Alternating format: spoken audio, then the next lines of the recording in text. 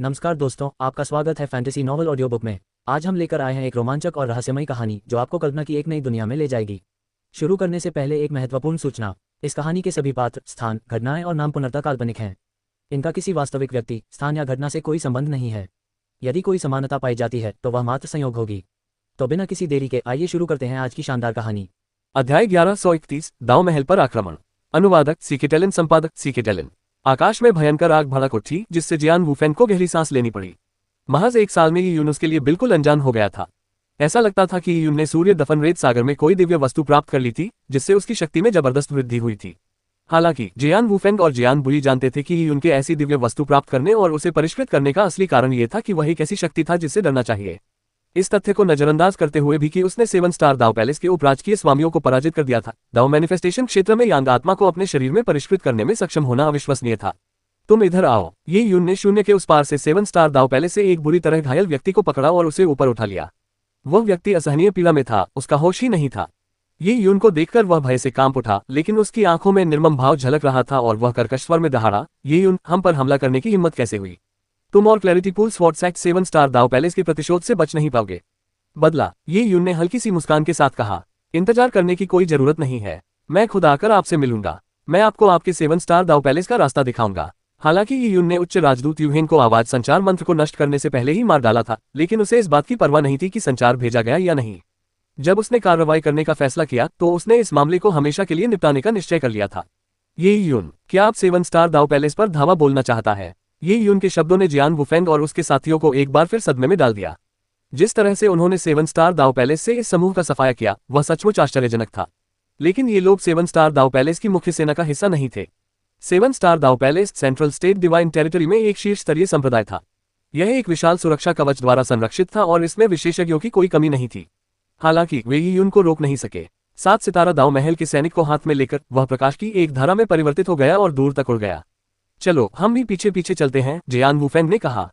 जियान शियाओशुन सपने में खोई हुई सी उसके पीछे पीछे चल रही थी।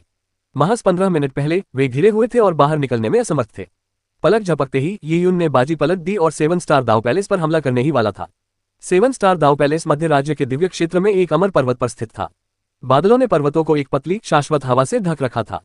ऊपर से देखने पर 7 महल 7 तारों के नक्षत्र की तरह फैले हुए प्रतीत होते थे। इसकी भव्यता का कोई ठिकाना नहीं था। आम इंसानों और साधारण योद्धाओं के लिए इस जगह को 7 सितारा अमर महल कहा जा सकता था। यह एक प्रसिद्ध और पवित्र स्थान था जिसका उल्लंघन करना मना था। लेकिन उस दिन बिजली की तरह घातक इरादे वाली एक आकृति आकाश से नीचे गिरी और 7 स्टार दाव पैलेस के प्रवेश द्वार के सामने चौक में जा गिरी। कौन है भाई? प्रवेश द्वार पर पहरा दे रहे शिष्य तुरंत आगे बढ़े। उन सभी ने दबंग मुद्रा अपना ली, मानो वे जानना चाहते हो कि कौन इतना मूर्ख है जो बिना किसी अधिकार या विचार के उनके प्रवेश द्वार पर आ गया है। बूम! अपनी अंतिम सांसें गिन रहा एक व्यक्ति उनके सामने आकर गिर पड़ा। ये देखकर शिष्य तुरंत स्तब्ध रह गए। वह आकृति दयनीय अवस्था में थी। उसका पूरा शरीर जलकर काला पड़ गया था और उसके कपड़ों से पता चल रहा था कि वह 7 स्टार दाव पैलेस से था। एल्डर चू, शिष्यों में से एक ने उस व्यक्ति को बड़ी मुश्किल से पहचाना। दरअसल ये उनके बुजुर्गों में से एक थे। एल्डर चू, क्या हुआ? क्या आप क्लैरिटी पूल स्वॉर्ड सैक्ट को खत्म करने नहीं गए थे? आप इस हालत में क्यों हैं? शिष्य ने अविश्वास से पूछा। एल्डर चू ने चौक के ऊपर आकाश में देखा, ठीक ही उनकी आकृति की ओर। जल्दी करो, हम सब उसने मार डाले हैं। उद्धरण चिन्ह। शिष्यों को लगा जैसे उनका सिर चकरा रहा हो। तभी उन्हें याद आया कि किसी ने एल्डर चू को उनके सामने फेंक दिया था। वे सब चौंककर ये उनकी ओर देखने लगे। क्या यही वह व्यक्ति था जिसने एल्डर चू और बाकी लोगों की हत्या की थी? उसी क्षण ये यून बोलने लगा। उसने कहा, आज मैं 7 स्टार दाव पैलेस को नष्ट करने आया हूँ। जो भी मुझे बाधा पहुंचाएगा उसे बिना किसी संकोच के मार दिया जाएगा। अगर आपको अपनी जान प्यारी है तो आपको बस मेरे रास्ते से हट जाना है और पहाड़ से नीचे उतर जाना है। ये यून ने अपने सामने के महलों को देखा। ये सभी महल जल्द ही खून से लाल हो जाएंगे। हालांकि ये यून 7 सितारा दाव महल के हजारों शिष्यों को नहीं मारेगा। वह केवल मध्य राज्य दिव्य क्षेत्र में 7 सितारा दाव महल के अस्तित्व को मिटाना चाहता था। मेरे 7 स्टार दाव पैलेस को नष्ट कर दोगे? कितना बड़ा दिखावा है। दोनों शिष्यों ने ये यून पर चिल्लाने का साहस दिखाया क्योंकि उन्हें पूरे 7 स्टार दाव पैलेस का समर्थन प्राप्त था। लेकिन पल भर में उन्हें एक हल्की हवा का झोंका महसूस हुआ जब वह आकृति उनके पास से तेजी से गुजर गई। पुआ पुआ पुआ! पल भर में दोनों शिष्यों के शरीर पर तलवार के निशान दिखाई दिए और उनके मुंह से खून निकलने लगा और वे मर गए। बाकी बचे शिष्य भय से बेजान हो गए। उनके अंग ठंडे पड़ गए। वे यह नहीं देख पाए कि ये यून ने कैसे हमला किया। उन्होंने बस इतना देखा कि 2 लोग पलक झपकते ही मर गए। इसके बाद उनमें से किसी ने भी उसका विरोध करने की हिम्मत नहीं की। वे डर के मारे पहाड़ से नीचे भाग गए। ये यून पर्वत के सामने पहुंचा लेकिन सरनी के उतार चढ़ाव के कारण रुक गया। उसने अपनी टूटी हुई तलवार से नीचे की ओर वार किया। स्लैश बूम बूम बूम, पूरा प्रवेश द्वार कंपन से भर गया और 7 स्टार दाव पैलेस में मौजूद सभी लोग सतर्क हो गए। कितनी गुस्ताखी, हमारे प्रवेश द्वार पर हमला करने की हिम्मत किसने की? 7 स्टार दाव पैलेस के कुछ विशेषज्ञ जोर जोर से चिल्लाते हुए बाहर निकले। हालांकि उन्हें केवल यी यून की एक झलक ही दिखाई दी। तलवार की एक किरण तेजी से गुजरी और आसमान में खून के छींटे फैल गए। यी यून हाथ में तलवार लिए प्रवेश द्वार से अंदर दाखिल हुआ। हालांकि उसके कपड़ों पर खून का कोई धब्बा नहीं था। जल्दी करो, उसे रोको। ये व्यक्ति कौन है? 7 स्टार दाव पैलेस के जिन शिष्यों ने यी यून को रोकने की हिम्मत की, वे तलवार के वार से आसानी से मारे गए। वे उसके पास भी नहीं पहुंच सके। जल्द ही 7 स्टार दाव पैलेस के शिष्यों ने यी यून के पास जाने की कोशिश करना बंद कर दिया। उनकी धीमी चाल और रहस्यमय चेहरा उनकी नजरों में किसी राक्षसी हत्यारे राजा की तरह लग रहा था। ये कहावत का जीता जागता उदाहरण था, अगर भगवान मेरे रास्ते में रुकावट बने तो मैं उसका वध कर दूंगा। अगर बुद्ध मुझे रोकेंगे तो मैं उनका भी वध कर दूंगा। ये यून एक महल के पास से गुजरा और उसने अपना हाथ उठाया। विधर्मी देवता अग्नि बीज की धूसर ज्वाला ने पूरे महल को अपनी चपेट में ले लिया और उसे चुपचाप नष्ट कर दिया। कल का अमर महल विधर्मी देवता की ज्वाला के नीचे पल भर में राख में तब्दील हो गया। आसमान में धूसर धुआं फैल गया। असंख्य योद्धाओं और यहाँ तक कि आम मनुष्यों ने भी पहाड़ के नीचे से और हजारों किलोमीटर दूर से इस दृश्य को देखा। वे भय से कांप उठे। इतने लंबे समय से वहां खड़े 7 सितारा दाव महल ने किस प्रकार के भयानक शत्रु को जन्म दिया होगा। मित्र, इतनी बेरहमी से कार्रवाई करने में जल्दबाजी मत करो। जिस क्षण ये यून अंतिम महल के सामने पहुंचा, उसी समय एक बुजुर्ग व्यक्ति उसके सामने प्रकट हुआ और उसने हल्के स्वर में ये कहा। ये यून रुक गया। 7 स्टार दाव पैलेस की अपनी पूरी यात्रा के दौरान ये पहली बार था जब किसी ने उसे रोकने में कामयाबी हासिल की थी। ऐसा लग रहा था कि बुजुर्ग व्यक्ति पूरे समय वहीं खड़ा था। जब उसने बोलना शुरू किया तभी ये यून ने उसे देखा। उसके व्यक्तित्व में एक रहस्यमय आभा थी जिससे ये यून को खतरा महसूस हुआ। इस व्यक्ति, क्या आप 7 स्टार दाव पैलेस के महल के स्वामी हैं? ये यून ने पूछा। वह इस पूरे समय निर्मम हत्या में लिप्त रहा, लेकिन महल का स्वामी प्रकट नहीं हुआ। ये सचमुच अजीब था। महल के स्वामी, अगर आप ऐसा कहते हैं तो ठीक है। मैं तो बस एक बूढ़ा आदमी हूं जो यहाँ बैठकर पहाड़ों और बादलों के सागर को देखकर समय बिताता है, बुजुर्ग ने कहा। मित्र, तुमने दाव महल को जलाकर राख कर दिया है।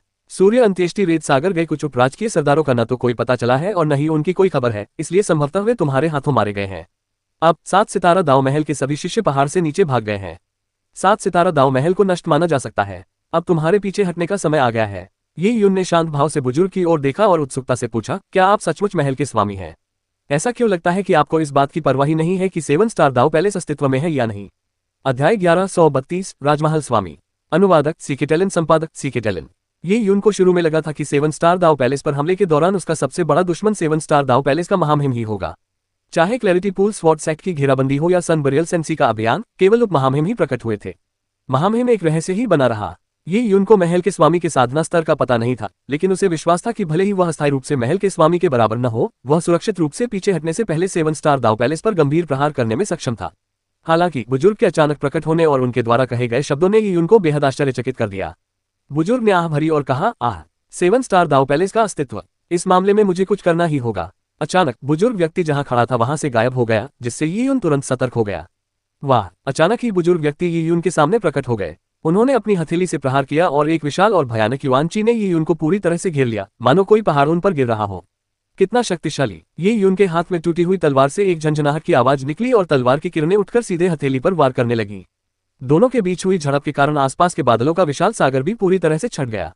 Bang bang bang! बुजुर्ग और ये यून एक साथ कई कदम पीछे हट गए। बुजुर्ग व्यक्ति बहुत बलवान थे। वह केवल अपनी हथेली से ही ये यून के प्रहार को झेलने में कामयाब रहा था। दोबारा ये यून की आंखों में युद्ध की भावना की आग जल रही थी। 3 फुट लंबी मार्ग तलवार समय की तलवार ने वार किया। समय की तलवार, जो अंतरिक्ष समय के नियमों और शुद्धयान के नियमों का मिश्रण थी, बहती हुई जलधारा की तरह थी, लेकिन जलते हुए नरक की तरह तीव्र थी। ऐसा लग रहा था मानो वह प्राचीन युग से आए हो और बुजुर्ग पर झपट रही हो। हमले के बावजूद बुजुर्ग की आंखें पानी की तरह स्थिर रहीं। जवाब में अचानक उनके हाथ में एक लंबी तलवार आ गई। वह तलवार पहाड़ जितनी भारी थी और उसने निर्दयता से तलवार की किरण पर प्रहार किया। बूम! आसपास की जमीन तुरंत मकड़ी के जाले जैसी अनगिनत दरारों में फट गई। अपनी जरूरत की हर चीज खरीदें। एली एक्सप्रेस ऐप खोलें। अपनी जरूरत की हर चीज खरीदें और देखें। अपनी जरूरत की हर चीज खरीदें।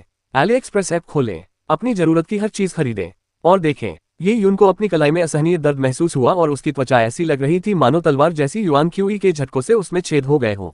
बड़े वाले के लिए भी यह आसान नहीं था। ये यून की तलवार बेहद तेज थी और जैसे जैसे वह लड़ता गया, उसकी मुद्रा और भी मजबूत होती गई। उसका हर वार पिछले वार से अधिक शक्तिशाली था। तलवारों की किरणें और कृपाण की चमक एक दूसरे के साथ मिल रही थी और गरजते धमाकों के कारण उनके पैरों के नीचे स्थित अमर पर्वत लगातार कांप रहा था। ये यून किसी से लड़ रहा है। उसी क्षण जियान वूफेंग और उसके साथी वहां पहुंच गए। दूर से वे युआनची की लगातार झड़पों और जबरदस्त ध्वनि गूंज को देख सकते थे। इस तरह से ये यून से लड़ने वाला एकमात्र व्यक्ति संभवतः 7 स्टार दाव पैलेस का महल स्वामी ही था। जहां तक महल के स्वामी की बात है, वह एक रहस्य था जिसे जियान वूफेंग और उसके साथियों ने पहले कभी नहीं देखा था। सचमुच युवा पीढ़ी की कोई सीमा नहीं है। मुझे विश्वास ही नहीं होता कि तुम कनिष्ठ हो। ये कहते हुए बुजुर्ग अचानक 1000 फीट पीछे हट गए और अपनी तलवार को अपने अंतरस्थानिक वलय में रख लिया। ये यून हैरान रह गई। बड़े बुजुर्ग क्या कर रहे थे? क्या वे लड़ाई जारी नहीं रखने वाले थे? उनके द्वंद्वयुद्ध में अभी तक वास्तविक विजेता का निर्धारण नहीं हुआ था। हालांकि अगर उन्हें लड़ाई जारी रखनी पड़ी तो ये उनको लगा कि वह बड़े गुरु से हीन है। आखिरकार उसकी साधना का स्तर अपर्याप्त था। यद्यपि उनकी सैद्धांतिक समझ उत्कृष्ट थी, फिर भी यदि वे शत्रु को अचेतन अवस्था में न पकड़े तो उन्हें नुकसान उठाना पड़ सकता था। जब समय आया तो उनके पास पीछे हटने के अलावा कोई चारा नहीं था। बुजुर्ग ने ये यून को ध्यान से देखा और कहा, इसमें कोई आश्चर्य की बात नहीं है कि तुमने इतनी हलचल मचाई, लियू रुई को तुमसे इतना भयभीत किया और सनबरियल सेंसी का अवसर प्राप्त कर लिया। तुमने मुझसे पूछा था कि क्या मुझे 7 स्टार दाव पैलेस की परवाह है। सच कहूं तो मुझे इसकी ज्यादा परवाह नहीं है। मुझे तुम्हारे जूनियर होने पर तुम्हारी काबिलियत पर शक था, इसलिए मैं तुमसे मुकाबला करना चाहता था। अब जब हम लड़ चुके हैं। उद्धरण चिन्ह। ओह, ये यून चौंक गया। महल के स्वामी ने बहुत ही सहजता से बात की। अगर किसी को पूरी जानकारी न होती तो वे सोचते कि बड़े ने अपने संप्रदाय के एक कनिष्ठ को देखा और उसे बस कुछ सलाह देना चाहा। क्या सचमुच कोई ऐसा संप्रदाय प्रमुख था जिसे अपने संप्रदाय के अस्तित्व की परवाह ही नहीं थी? तुम्हें इसे अजीब समझने की जरूरत नहीं है। बड़े ने ये यून के विचारों को पढ़ लिया। जब मैं छोटा था तब मुझे असाधारण प्रतिभा का धनी माना जाता था। मैं मार्शल आर्ट के शिखर को प्राप्त करने के लिए समर्पित था। कम उम्र में ही मैं 7 स्टार दाव पैलेस के महल के स्वामी का उत्तराधिकारी बन गया था और मेरा भविष्य असीमित था। 7 स्टार दाव पैलेस कभी भी एक रूढ़िवादी संप्रदाय नहीं रहा है। 7 स्टार दाव पैलेस की स्थापना से ही यह संप्रदाय रक्तपात से ग्रसित रहा है। मैं 7 स्टार दाव पैलेस का स्वामी नहीं बनना चाहता था और न ही सेंट्रल स्टेट डिवाइन टेरिटरी जैसी छोटी जगह से संतुष्ट था। यहां तक कि यांग गॉड एम्पायरियन हेवन से भी मैं संतुष्ट नहीं था।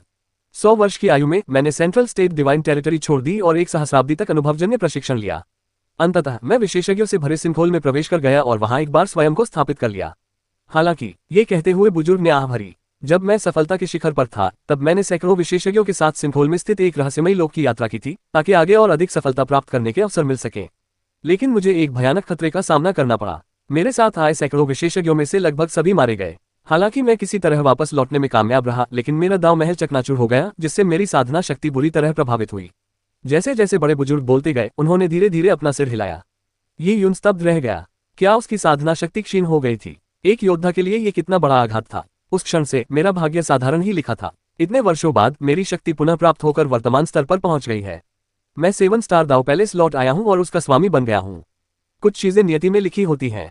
7 स्टार दाव पैलेस का अपना भाग्य है और मैं दुनिया की नीरसता से तंग आ गया था।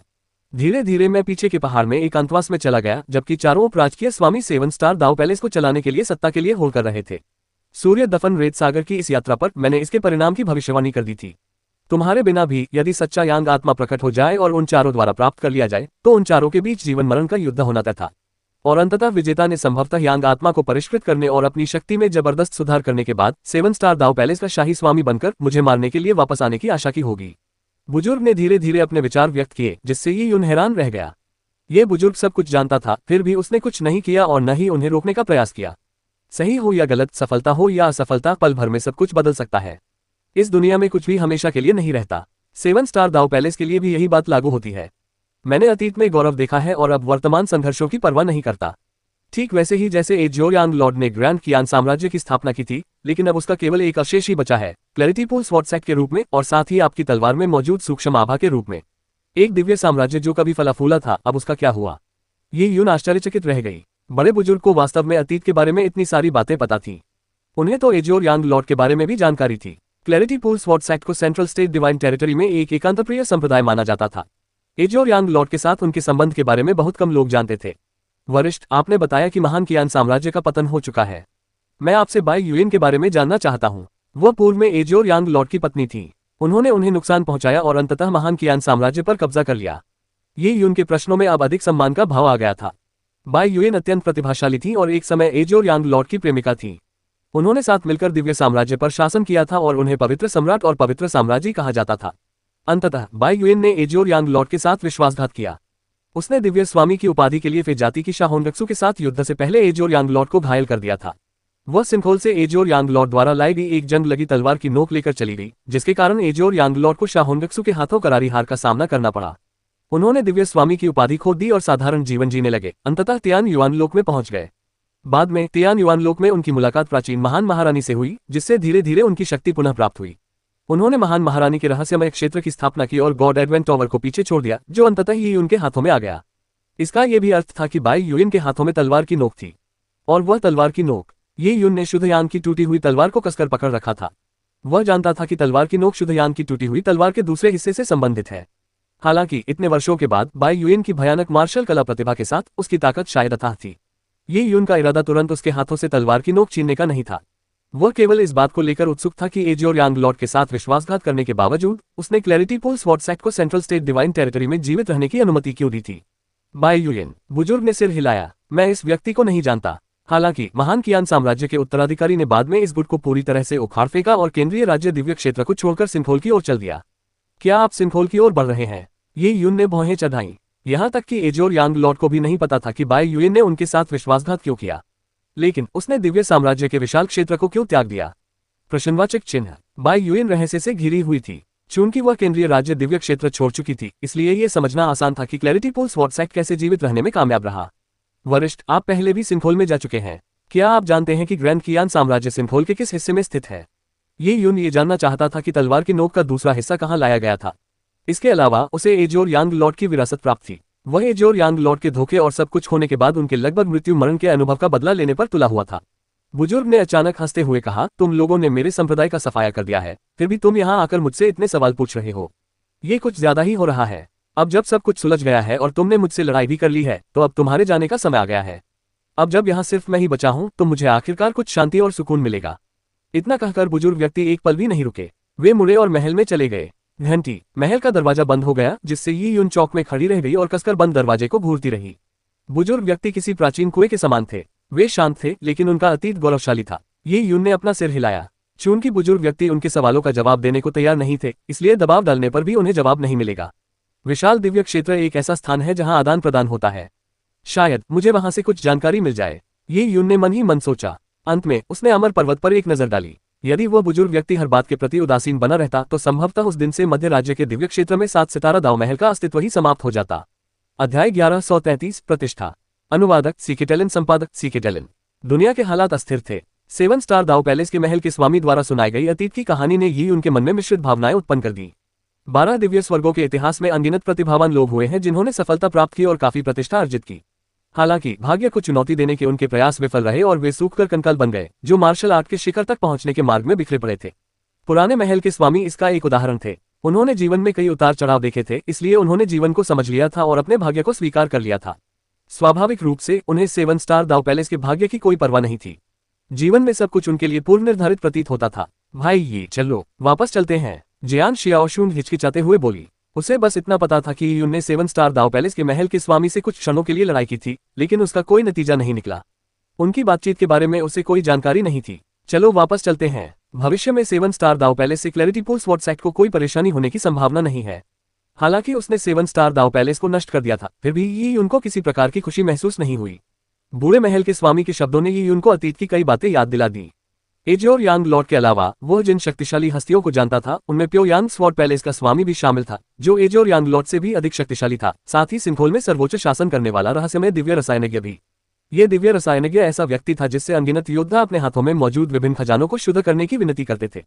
ये लोग इतिहास का हिस्सा बन चुके थे। ये युन का मानना था कि यदि वह जीवित रहा तो वह महान कारनामे अवश्य करेगा। वह उन शक्तिशाली हस्तियों को भी पीछे छोड़ सकता था जिन्हें वह अपने से वरिष्ठ मानता था। लेकिन अगर वह भाग्य के चंगुल से नहीं बच सका, तो अंततः उसका अंत निश्चित था। ऐसा तभी होगा जब वह पुनर्जन्म के चक्र को तोड़कर अमरता का महान मार्ग प्राप्त कर ले, जो उसे अविनाशी बना देगा। लेकिन पूरे इतिहास में क्या किसी ने इसे हासिल किया है? ये विचार ये युन के मन में कौंध गए। किसी कारणवश उसे नीले जंगल के महान लोक में मिली लंबे बालों वाली, काले वस्त्र पहने महिला की याद आ गई। शायद जितने भी अद्वितीय विशेषज्ञों से वह मिला था, उनमें से वह उस पौराणिक अवस्था के सबसे करीब थी। अपनी जरूरत की हर चीज खरीदें और देखें। अपनी जरूरत की हर चीज खरीदें और देखें। अपनी जरूरत की हर चीज खरीदें। AliExpress ऐप खोलें। छूट और मुफ्त शिपिंग के साथ बेहतरीन डील पाएं। AliExpress से खरीदें। जब ये युन क्लैरिटी पोल स्वॉर्ड सेक्ट में वापस लौटा, तो 7 स्टार माउंटेन से बच निकले शिष्यों के मुंह से 7 स्टार दाव पैलेस के विनाश की खबर तेजी से फैल गई। लोगों को पता था कि 1 साल से गायब रहे ये युन ने 7 स्टार माउंटेन पर धावा बोल दिया था और 7 स्टार दाव पैलेस को नष्ट कर दिया था।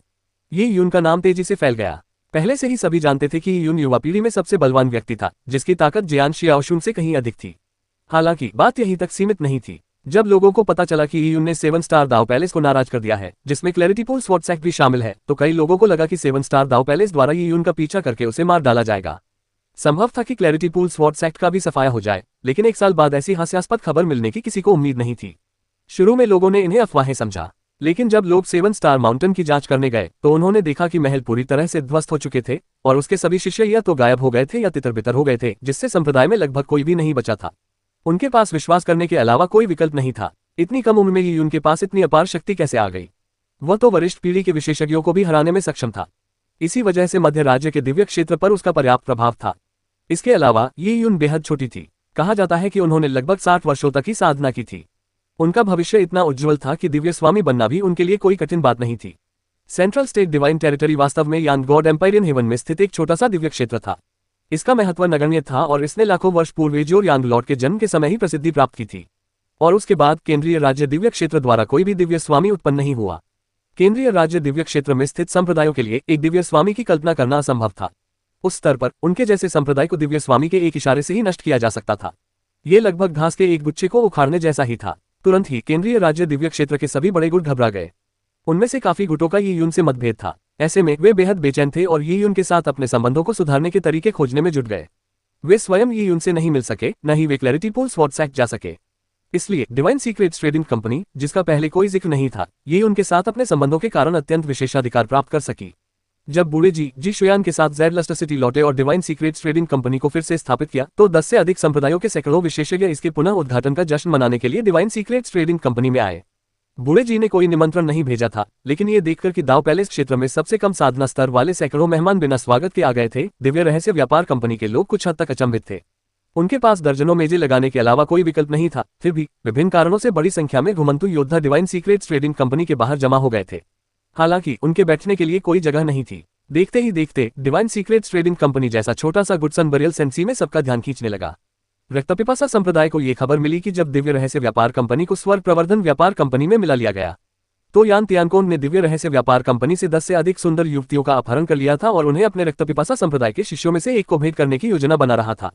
इससे रक्तपिपासा संप्रदाय में भारी दहशत फैल गई। अंततः उन्हें पता चला कि यंग मास्टर ब्लडजेड, जो 1 साल पहले गायब हो गया था, की हत्या ही उनने की थी। रक्तपिपासा संप्रदाय एक अपरंपरागत संप्रदाय था और अपने अनुयायियों की रक्षा के लिए बेहद सतर्क रहता था। यदि कोई उनके शिष्यों की हत्या करता तो वे अपराधी का पीछा करते करते मर जाते। हालांकि ये यून पहले ही हत्या कर चुका था और उनमें बदला लेने का साहस नहीं था। उन्होंने न केवल बदला नहीं लिया, बल्कि दिव्य रहस्य व्यापार कंपनी से क्षमा मांगने के लिए शानदार उपहार भी लेकर आए। दल का नेतृत्व करने वाला व्यक्ति रक्तपिपासा संप्रदाय का उपप्रबंधक था। इतने उच्च पद पर आसीन व्यक्ति स्वयं वृद्ध जी से मिलने आया था। ब्लडस्ट एक्ट के बाद हेवन सीक्रेट्स चैप्टर भी अस्तित्व में आ गया था। कई साल पहले बूढ़े जी ने घृणा से भरे क्रोध में स्वर्ग रहस्य अध्याय छोड़ दिया था। उन्हें संप्रदाय का गद्दार घोषित कर दिया गया था और अब नवनियुक्त संप्रदाय प्रमुख उनसे क्षमा मांगने आए थे। उन्होंने संकेत दिया कि यदि बूढ़े जी तैयार हो तो वे संप्रदाय में लौटकर उसके महागुरु बन सकते हैं। स्वर्ग रहस्य अध्याय के लोग अपने साथ उत्कृष्ट उपहार भी लाए थे और उन्होंने स्वर्ग रहस्य कंपास का जिक्र तक नहीं किया। 1 दर्जन से अधिक संप्रदायों द्वारा बूढ़े जी को दिए गए उपहार इतने थे कि उनसे डिवाइन सीक्रेट्स ट्रेडिंग कंपनी को कई बार खरीदा जा सकता था। इस मामले पर उनके मन में मिलीजुली भावनाएं थीं। डिवाइन सीक्रेट्स ट्रेडिंग कंपनी का ये उनसे मामूली संबंध था, लेकिन इसने ब्लडस्ट सेक्ट जैसे शक्तिशाली गुट में दहशत पैदा कर दी। यहां तक कि दशकों पुरानी दुश्मनी रखने वाला हेवन सीक्रेट्स चैप्टर भी उसके सामने आज्ञाकारी पोते की तरह पेश आने लगा। ये यून का रुतबा कल्पना से परे था। ये यून की बात करें तो वह पुनः उद्घाटन समारोह में बिल्कुल भी उपस्थित नहीं हुए। बूढ़े जी को पता था कि ये गुट यून से मिलने और उससे संबंध स्थापित करने की उम्मीद में दिव्य रहस्य व्यापार कंपनी में आए थे। हालांकि ये यून कई महीनों तक क्लैरिटी पूल स्वॉर्ड्स एक्ट में ही रहा और एक बार भी उसे छोड़कर नहीं गया। ये यून से मिलने की उम्मीद में कई गुट क्लैरिटी पूल माउंटेन के आसपास के इलाके में इकट्ठा हो गए थे। हालांकि उन्हें प्रवेश द्वार खोजने का कोई रास्ता नहीं मिला और उन्होंने उम्मीद छोड़ दी। युवा मास्टर यी ने कुछ दिन पहले कहा था कि वे कुछ महीनों में जा सकते हैं। जी शुयान अपने दादाजी के बगल में बैठी थी। सामने के चहल पहल भरे दृश्य और डिवाइन सीक्रेट्स ट्रेडिंग कंपनी की शानदार सफलता को देखकर भी उसका मनोबल बिल्कुल भी नहीं बढ़ा। आखिरकार ये यून जा ही रही थी। सन बरियल सेंसी में जी शुयान ने ये यून की रक्षा की थी, जिससे उनका भाग्य एक दूसरे से जुड़ गया था। लेकिन कुछ महीनों बाद ये संबंध शायद समाप्त होने वाला था। जी शुयान को यह बात अच्छी तरह से पता थी कि भविष्य में शायद उसे ये यून से मिलने का मौका न मिले। इसी वजह से वह बेहद भावुक हो गई। हर किसी की अपनी अपनी जिंदगी होती है। वह हमसे बहुत दूर एक अलग ही मुकाम पर है। उनसे मिलना हमारा सौभाग्य था। बूढ़े जी ने आह भरी। ये यून ने दिव्य रहस्य व्यापार कंपनी को बड़ी मात्रा में गोलियां और साधना तकनीकें दी, ताकि वह यांग आत्मा के स्थान का संकेत देने वाले माता बच्चे स्वर्ग रहस्य दिशासूचक यंत्र की जोड़ी प्रदान करने के लिए और ज़ेड के अंतिम संस्कार वस्त्र से प्राप्त जीवन रक्षक कृतज्ञता के लिए उनका आभार व्यक्त कर सके। लेकिन वास्तव में ये यून ने जी परिवार को जो दिया था वह उसे कहीं अधिक था जो जी परिवार ने ये यून को दिया था। अध्याय 1134 असंख्य दिव्य क्षेत्र। अनुवादक सीकेटेलन, संपादक सीकेटेलन। शियाओशुन, मैं तुम्हें जो कुछ भी सिखा सकता हूँ वह उन तलवारबाजी की चालों में निहित है जो मैंने पिछले कई महीनों में प्रदर्शित की है। तुम कितना ज्ञान प्राप्त करोगे ये तुम पर निर्भर करेगा। ये यून ने इस अवधि का उपयोग करते हुए एजोर यांग लॉर्ड की संपूर्ण विरासत के साथ साथ अपनी स्वयं की अंतर्दृष्टि को भी क्लैरिटी पुल स्वॉर्ड सेट को यथासंभव सर्वोत्तम तरीके से प्रदान किया था। बेशक ये यून के अराजकता और महाविनाश के सिद्धांत और अंतरिक्ष समय के नियम केवल उन्हीं के लिए अद्वितीय थे, विशेषकर पहला सिद्धांत। अगर ये यून उन्हें सिखाना भी चाहते तो भी उनके लिए इसे सीखना असंभव होता। ये यून द्वारा 7 स्टार दाव पैलेस को नष्ट करने के बाद वह क्लैरिटी पुल स्वॉर्ड सेट में 10 महीने तक रहा। इन 10 महीनों के दौरान उसने दिव्य रसायनज्ञ द्वारा छोड़े गए सभी नोट्स को पढ़ा और उन्हें याद कर लिया। उन्होंने लिंगशी एयर को बचाने के 3 संभावित तरीके खोजे। इन तीनों तरीकों में रेड काल्ड्रॉन सेक्ट की सोल रिटर्निंग रूट एक महत्वपूर्ण घटक थी। ये यून को लगा कि अब उसके जाने का समय आ गया है। उसने अपनी तरफ से पूरी कोशिश कर ली थी और जियान वुफेन द्वारा उसे बचाए जाने के लिए उसने अपना कुछ आभार भी व्यक्त कर दिया था। जहां तक एजोर यांग लॉर्ड की अंतिम इच्छाओं का सवाल है वह उन्हें केवल सिंथोल में ही पूरा कर सकता था। अब वह स्पष्ट रूप से बाई यूएन का मुकाबला नहीं कर सकता था। भाई ये क्या आप जा रहे हैं? ये यून की बातें सुनकर जियान जियाओशुन को एक पूर्वाभास हुआ। हाँ, मैं जा रहा हूँ। मैं असंख्य दिव्य क्षेत्रों की ओर प्रस्थान करूंगा। विशाल दिव्य क्षेत्र। जियान शियाओशुन का चेहरा थोड़ा उदास हो गया क्योंकि वह थोड़ी निराश थी। वह अपनी शक्ति को जल्द से जल्द बढ़ाना चाहती थी। उसके लिए ये यून का पीछा करना तो स्वाभाविक रूप से असंभव था, लेकिन अगर वह प्रायोगिक प्रशिक्षण के लिए किसी अभियान पर जा पाती तो उसके और ये यून के बीच की दूरी कम हो सकती थी। इससे भविष्य में उससे मिलने की संभावना भी बढ़ जाती। तो मैं मास्टर और मार्शल अंकल को सूचित कर दूंगा। कोई जरूरत नहीं है। आपके गुरु और आपके चाचा पहले ही एकांतवास में जा चुके हैं। वे संभवतः अपने इस एकांतवास से सर्वोच्चता के क्षेत्र में प्रवेश कर लेंगे। उन्हें परेशान न करें। जियान बुई और जियान वुफेन सर्वोच्चता के क्षेत्र में एक कदम आगे बढ़ चुके थे, बस एक पतली सी बाधा उन्हें पूर्ण रूप से उस क्षेत्र में प्रवेश करने से रोक रही थी। कुछ महीने पहले उन्होंने एजोर यांग लॉर्ड की विरासत को पूरा कर लिया था और वह बाधा आखिरकार टूट गई थी। जियान बुई और जियान वुफेन के सर्वोच्च पद पर प्रवेश करते ही 2 सर्वोच्चों वाले क्लैरिटी पुल स्वॉर्ड सेक्ट ने तुरंत ही मध्य राज्य के दिव्य क्षेत्र में, जहां कोई दिव्य स्वामी नहीं थे, शीर्ष संप्रदायों में से एक के रूप में अपनी पहचान बना ली। आखिरकार 196 राज्यों के विशाल क्षेत्र वाले लुओ वंश में तो केवल कुछ ही सर्वोच्च थे। इसलिए ये यून को क्लैरिटी पुल स्वॉर्ड सेक्ट की सुरक्षा के बारे में चिंता करने की कोई आवश्यकता नहीं थी। शियाओशुन, मैं जा रहा हूँ। मुझे नहीं पता कि अगली बार जब हम मिलेंगे तब तक तुम्हारी तलवारबाजी की कला कितनी उन्नत हो चुकी होगी। शायद तब तक तुम भी सर्वोच्च योद्धा बन चुके होगे। ये यून ने हल्की सी मुस्कान दी। शियाओशुन उसकी सगी बहन थी जिसे वह स्वीकार करता था। यदि संभव हो तो वह उसकी देखभाल करना जारी रखना चाहता था। ठीक है। जियान शियाओशुन ने पूरी ताकत से सिर हिलाया। इसके साथ ही ये यून अंतरिक्ष में विचरण करते हुए एक स्थानिक नोड में विलीन हो गई। ये यून का स्वभाव था। वह बिना किसी समारोह या विदाई के शांतिपूर्वक विदा होना पसंद करता था। आधे दिन बाद ये यून एक बार फिर सूर्य दफन रेत सागर में लौट आया। विधर्मी देवता अग्नि बीज और दिव्य रसायनज्ञ द्वारा स्थापित सांसारिक व्यवस्था के बिना सूर्य दफन रेत सागर की शुद्धयान गैसें कम हो रही थी। ये यून का मानना था कि कुछ वर्षों में यहाँ बारिश शुरू हो जाएगी और एक सदी बाद अगर यह एक हरे भरे जंगल में बदल जाए तो कोई आश्चर्य की बात नहीं होगी। ये यून ने कुशलतापूर्वक अपने द्वारा पहले निर्मित भूमिगत महल परिसर को खोज निकाला। उसने जमीन में खुदाई की और तेजी से लाखों फीट नीचे उतर गया। पेंग, जैसे ही ये यून ने उस घेरे में कदम रखा, मिट्टी और चट्टानें अलग हो गईं। वह संयोगवश रू एयर के कमरे में पहुंच गया जिसने 15 मिनट पहले ही स्नान किया था। उसके बाल अभी भी पानी से भीगे हुए थे और वह अपना कमरा साफ कर रही थी जब उसने ये यून को देखा। उसने अपनी चौड़ी गोल आंखों से उसे घूर कर देखा। भाई ये तुम वापस आ गए हो। ये यून ने जिक्र किया था कि संभव है कि वह कई वर्षों के लिए चले जाएं, लेकिन वह 1 साल से भी कम समय में लौट आए। पिछले 10 महीनों से रेड काल्ड्रॉन संप्रदाय के लोग ये यून द्वारा छोड़ी गई अवांछित साधना तकनीकों का अभ्यास कर रहे थे। उन्हें लगा कि उनके ज्ञान का दायरा बढ़ गया है। रूए ने बड़ी उत्सुकता से उनका अध्ययन किया था। गोलियों और अवशेषों के साथ साथ उसकी शक्ति इतनी बढ़ गई थी कि उसे वहां से जाने की अनिच्छा महसूस हो रही थी। हाँ, मैं वापस आ गया हूँ। चलो रेड काल्ड्रॉन सेक्ट चलते हैं। ... असंख्य दिव्य क्षेत्र यांगदेव स्वर्ग के केंद्र में स्थित था। इस क्षेत्र में अनेक स्थानिक केंद्र थे जिसके कारण ये यांगदेव स्वर्ग के सबसे बड़े दिव्य क्षेत्रों में से एक बन गया। यहाँ के गुट जटिल थे और उनमें असंख्य विशेषज्ञ शामिल थे। विशेषज्ञों की संख्या में वृद्धि के साथ क्षेत्र के लिए प्रतिस्पर्धा भी असाधारण रूप से तीव्र हो गई। असंख्य दिव्य क्षेत्र में उच्च गुणवत्ता वाले आध्यात्मिक पर्वत, आध्यात्मिक जड़ें और यांगदेव स्वर्ग के कई बड़े संप्रदाय मौजूद थे। उन्होंने असंख्य दिव्य क्षेत्र में अपने गुट स्थापित कर लिए थे जिसके कारण असंख्य दिव्य क्षेत्र का मुख्य भाग बाघों और ड्रैगनों से भरा हुआ माना जाता था। रेड काल्ड्रॉन संप्रदाय स्वाभाविक रूप से असंख्य दिव्य क्षेत्र के केंद्र में स्थापित होने के योग्य नहीं था। वे असंख्य दिव्य क्षेत्र की परिधि पर स्थित थे जो केंद्रीय राज्य दिव्य क्षेत्र से सटा हुआ था। यह एक छोटी पर्वत श्रृंखला पर स्थित था जहां आध्यात्मिक ऊर्जा का स्तर निम्न था। इसके अलावा ये पर्वत श्रृंखला पूरी तरह से रेड काल्ड्रॉन संप्रदाय के स्वामित्व में नहीं थी। जब ये यून इस आध्यात्मिक पर्वत पर आया तो उसने अपनी दृष्टि का विस्तार किया और एक के बाद एक कई छोटे संप्रदाय देखे। वह काफी आश्चर्यचकित हुआ। आमतौर पर एक संप्रदाय पूरी पर्वत श्रृंखला पर अधिकार रखता है।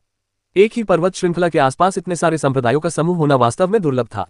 यह दृश्य किसी बाजार में बेतरतीब ढंग से लगाए गए स्टॉलों जैसा लग रहा था। यहाँ कई संप्रदाय हैं। अधेड़ उम्र का व्यक्ति थोड़ा शर्मिंदा हुआ। लाल कड़ाही संप्रदाय बहुत छोटा है। केवल दर्जनों संप्रदायों के गठबंधन से ही इस क्षेत्र पर अधिकार स्थापित किया जा सकता है। दिव्य क्षेत्र में प्रतिस्पर्धा बेहद तीव्र थी। यही कारण था कि लाल कड़ाही संप्रदाय के संप्रदाय प्रमुख का महत्व विशेष रूप से बढ़ गया था। यदि किसी संप्रदाय में कोई विशेषज्ञ न हो तो लाल कड़ाही संप्रदाय के पास मौजूद थोड़ा सा क्षेत्र भी शीघ्र ही हड़प लिया जाएगा। ये हमारा रेड काल्ड्रॉन संप्रदाय है। अधेड़ उम्र के व्यक्ति और रेड काल्ड्रॉन संप्रदाय के शिष्य यी यून को एक पहाड़ी घाटी में ले गए। ये यून ने घनी हरियाली से ढकी घाटी को देखा। उसका नजारा बेहद मनमोहक था। पहाड़ी घाटी के चारों ओर घना कोहरा छाया हुआ था, जो रेड काल्ड्रॉन संप्रदाय का सुरक्षा कवच था। हालांकि ये कवच फ्लैरिटी पूल स्वॉर्ड संप्रदाय के प्राचीन कवच की तुलना में कहीं अधिक साधारण था। अरे, मार्शल अंकल वापस आ गए। जूनियर सिस्टर रू एट, मुझे लगा था कि आप सब जल्द ही वापस आ जाएंगे। आप लोग इतने लंबे समय तक कहाँ गायब रहे? जब कुछ शिष्यों ने उस अधेड़ उम्र के व्यक्ति और उसके साथियों को लौटते देखा तो वे तुरंत उत्साहपूर्वक उनका स्वागत करने के लिए आगे आए। कुछ महीने पहले अधेड़ उम्र के उस व्यक्ति ने अपने संप्रदाय के गुरु के उपचार के लिए प्राकृतिक खजाने की खोज में सेंट्रल स्टेट डिवाइन टेरिटरी के सन बरियल सेंसी की ओर अपनी जान जोखिम में डाली थी। ये कहा जा सकता है कि उन पर बहुत बड़ी उम्मीद टिकी हुई थी। जी हाँ, हम वापस आ गए हैं। अधेड़ उम्र का वह आदमी और उसके साथी भी बहुत उत्साहित थे। हालांकि जब उस अधेड़ उम्र के व्यक्ति ने संप्रदाय का जायजा लिया तो उसने भौहें चढ़ा ली। संप्रदाय इतना खाली क्यों है? एल्डर ओयांग और बाकी लोग कहाँ हैं? कुछ शिष्यों की आंखों में तुरंत निराशा छा गई और उनके चेहरे उदास दिखाई देने लगे। एक शिष्य ने आह भरते हुए कहा, गुरुजी, हम आपको यही बताने वाले थे। चूंकि आपका अभियान दल अभी तक नहीं लौटा था, इसलिए एल्डर ओयांग ने अनुमान लगाया कि आपको कुछ नहीं मिला और आप शर्म के मारे वापस नहीं लौट रहे हैं। यह भी संभव है कि आप बाहर ही मर गए हों। उद्धरण चिन्ह। जब उस अधेड़ उम्र के व्यक्ति ने यह कहा तो शिष्य ने उस पर एक नजर डाली। उसे अधेड़ उम्र के व्यक्ति के चेहरे पर उदासी दिखी, लेकिन वह क्रोधित नहीं हुआ। उसने आगे कहा, इसी कारण एल्डर ओयांग ने कई लोगों को अपने साथ ले लिया। बाद में अन्य शिष्य भी एक एक करके जाने लगे। वे संप्रदाय की कई चीजें भी अपने साथ ले गए, लेकिन हम उन्हें रोक नहीं पाए। अब तो संप्रदाय में मौजूद डीप सीवुड की मेजें और कुर्सियां भी वे खाली कर चुके हैं। जब रू एर और उसके साथियों ने ये सुना तो वे क्रोधित हो गए। कई शिष्य अपना गुस्सा रोक नहीं पाए और एल्डर ओयांग से बदला लेना चाहते थे, लेकिन उस अधेड़ उम्र के व्यक्ति ने केवल आह भरी और कहा, भूल जाओ, वे कुछ खास नहीं हैं, उन्हें जाने दो। चूंकि वे लोग खुद जाना चाहते थे, इसलिए उन्हें रोकने की कोई जरूरत नहीं है।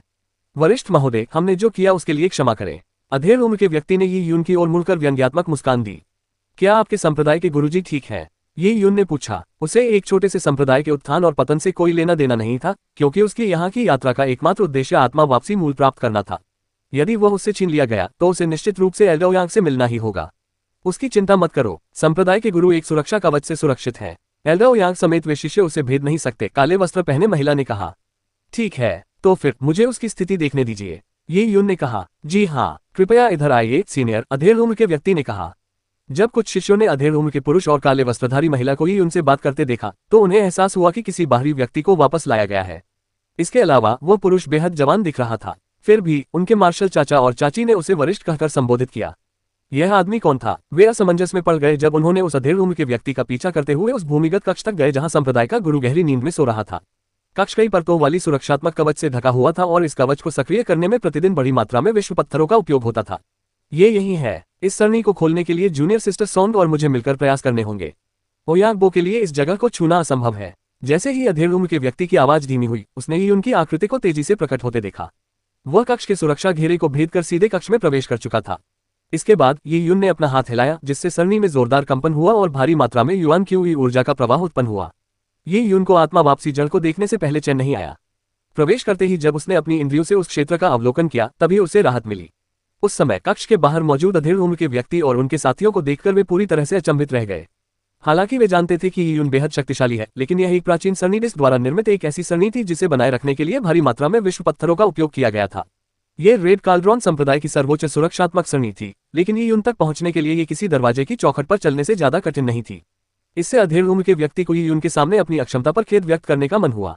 आखिर यह वरिष्ठ व्यक्ति क्या नहीं कर सकता था? प्रश्नवाचक चिन्ह। अधेड़ उम्र के उस व्यक्ति ने जल्दी से कक्ष की प्रणाली को निष्क्रिय कर दिया और अन्य शिष्यों के साथ कक्ष में प्रवेश किया। पत्थर के पलंग पर एक पीली त्वचा वाला अधेड़ उम्र का आदमी लेटा हुआ था।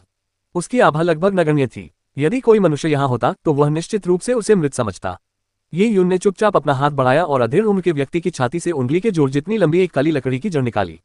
देखने में तो यह मामूली लग रही थी, लेकिन इसे हाथ में लेते ही ये यून को एक अजीब सी शांति का अनुभव हुआ। यह आत्मा को लौटाने वाली जड़ थी, जो 12 दिव्य स्वर्गों में एक अमूल्य खजाना थी। यदि लोगों को इसके वास्तविक मूल्य का पता चल जाता तो शायद पर्वत श्रृंखला के सभी संप्रदायों में रक्तपात हो जाता। लाल कड़ाही संप्रदाय की तो बात ही अलग है। अध्याय 1135 उपचार। अनुवादक सीकेटेलिन, संपादक सीकेटेलिन। इससे शी एयर को बचाया जा सकता है। ये यून ने अपना हाथ पलटा और सोल रिटर्निंग रूट को अपनी अंतरस्थानिक अंगूठी में रख लिया। वरिष्ठ अधेड़ उम्र का व्यक्ति बोले बिना नहीं रह सका। वह कुछ चिंतित महसूस कर रहा था। अब आत्मा को वापस लाने वाली जड़ हाथ में होने के कारण ये यून जा सकता था और उसे कोई रोक नहीं सकता था।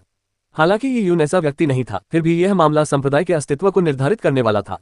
अधेड़ उम्र के व्यक्ति को बेचैनी महसूस होना स्वाभाविक था। रूए भी धड़कते दिल से ये यून को देख रही थी। वह जानना चाहती थी कि क्या उसके पिता सचमुच इलाज के बाद होश में आ सकते हैं। ये यून ने उनकी ओर देखते हुए कहा, आपके संप्रदाय के गुरु की आत्मा को जो चोट लगी है वह ज्यादा गंभीर नहीं है। हालांकि उनके दांतियान को सील कर दिया गया है, जिससे उनकी युवांची निर्बाध रूप से प्रवाहित नहीं हो पा रही है।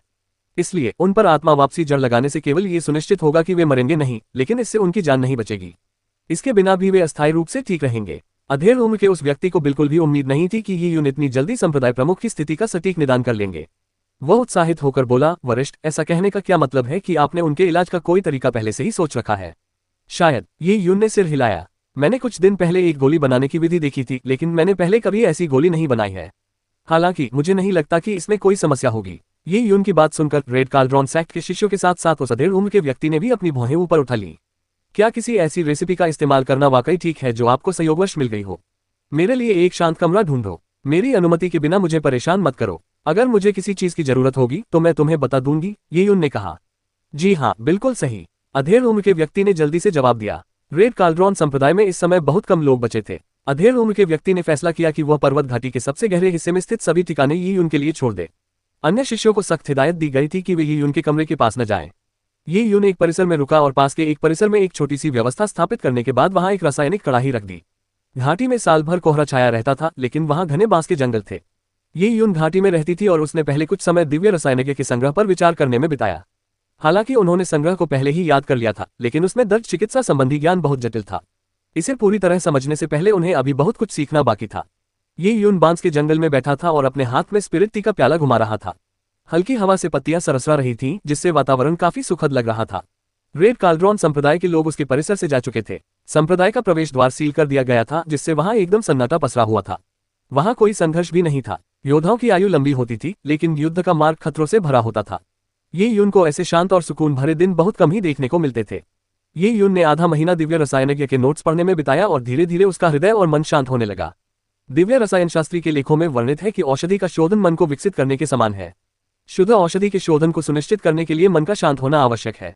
तभी वह औषधि अद्भुत शुद्धता के साथ उत्कृष्ट बन सकती है। ये यून ने अपनी अंतरस्थानिक अंगूठी से कुछ जड़ी बूटियां निकाली। मध्य राज्य दिव्य क्षेत्र छोड़ने से पहले जिशुयान ने दिव्य रहस्य व्यापार कंपनी के माध्यम से ये यून के लिए विशेष रूप से कई जड़ी बूटियां एकत्र की थीं। उसने उन सभी को स्पष्टता कुंड तलवार संप्रदाय में भेजा था और ये यून को दे दिया था। जड़ी बूटियों की इतनी विविधता थी कि ये यून लाल कड़ाही संप्रदाय के संप्रदाय प्रमुख के लिए औषधि तैयार कर सके। सामग्री तैयार हो जाने के बाद ये यून का शरीर तेजी से प्रकट हुआ और वह जड़ी बूटियों का डिब्बा लेकर आंगन में रखे कड़ाहे के पास चला गया। आंगन में एक व्यवस्था थी जिसे पहले ये यून ने स्थापित किया था। पिछले आधे महीने से ये लगातार घाटी की आध्यात्मिक ऊर्जा को एकत्रित कर रहा था, जिससे यह एक छोटा आध्यात्मिक भूभाग बन गया था। बूम! कड़ाही का ढक्कन ऊपर की ओर उड़ गया। आंखों में पानी जैसी स्थिरता लिए ये यून ने एक एक करके जड़ी बूटियां कड़ाही में डालनी शुरू कर दी। आग आओ! ये यून ने अपना हाथ आगे बढ़ाया और उसे लहराया, जिससे एक शुद्ध यांग ज्वाला प्रकट हुई जिसने तुरंत कड़ाही को घेर लिया। औषधि बनाने में सबसे महत्वपूर्ण प्रक्रिया जड़ी बूटियों का सार निकालना और गोली तैयार करना थी। बैंगनी क्रिस्टल की सहायता से ये यून जड़ी बूटियों का सार ऐसे निकाल सकता था जैसे वह भोजन कर रहा हो या पानी पी रहा हो। वास्तव में इस चरण को पूरा करने के लिए उसे आग की भी आवश्यकता नहीं थी। यदि वह इतनी कम गुणवत्ता वाली गोली बनाने के लिए विधर्मी देवता अग्नि बीज का उपयोग करता तो यह फिजूलखर्ची और पूरी तरह से अनावश्यक होता। गोलियों को परिष्कृत करना एक ऐसा कार्य था जिसमें गहन एकाग्रता की आवश्यकता होती थी और इसमें काफी समय भी लगता था। इसलिए दिव्य रसायनज्ञ ने कहा था कि रसायन शास्त्र में शुद्धिकरण करना मन के विकास के समान है। हालांकि ये यून में असाधारण मानसिक शक्ति थी, इससे उसे कोई समस्या नहीं हुई। ये यून रासायनिक कड़ाही के सामने खड़ा होकर शुद्ध यांग ज्वाला को बनाए रखता था।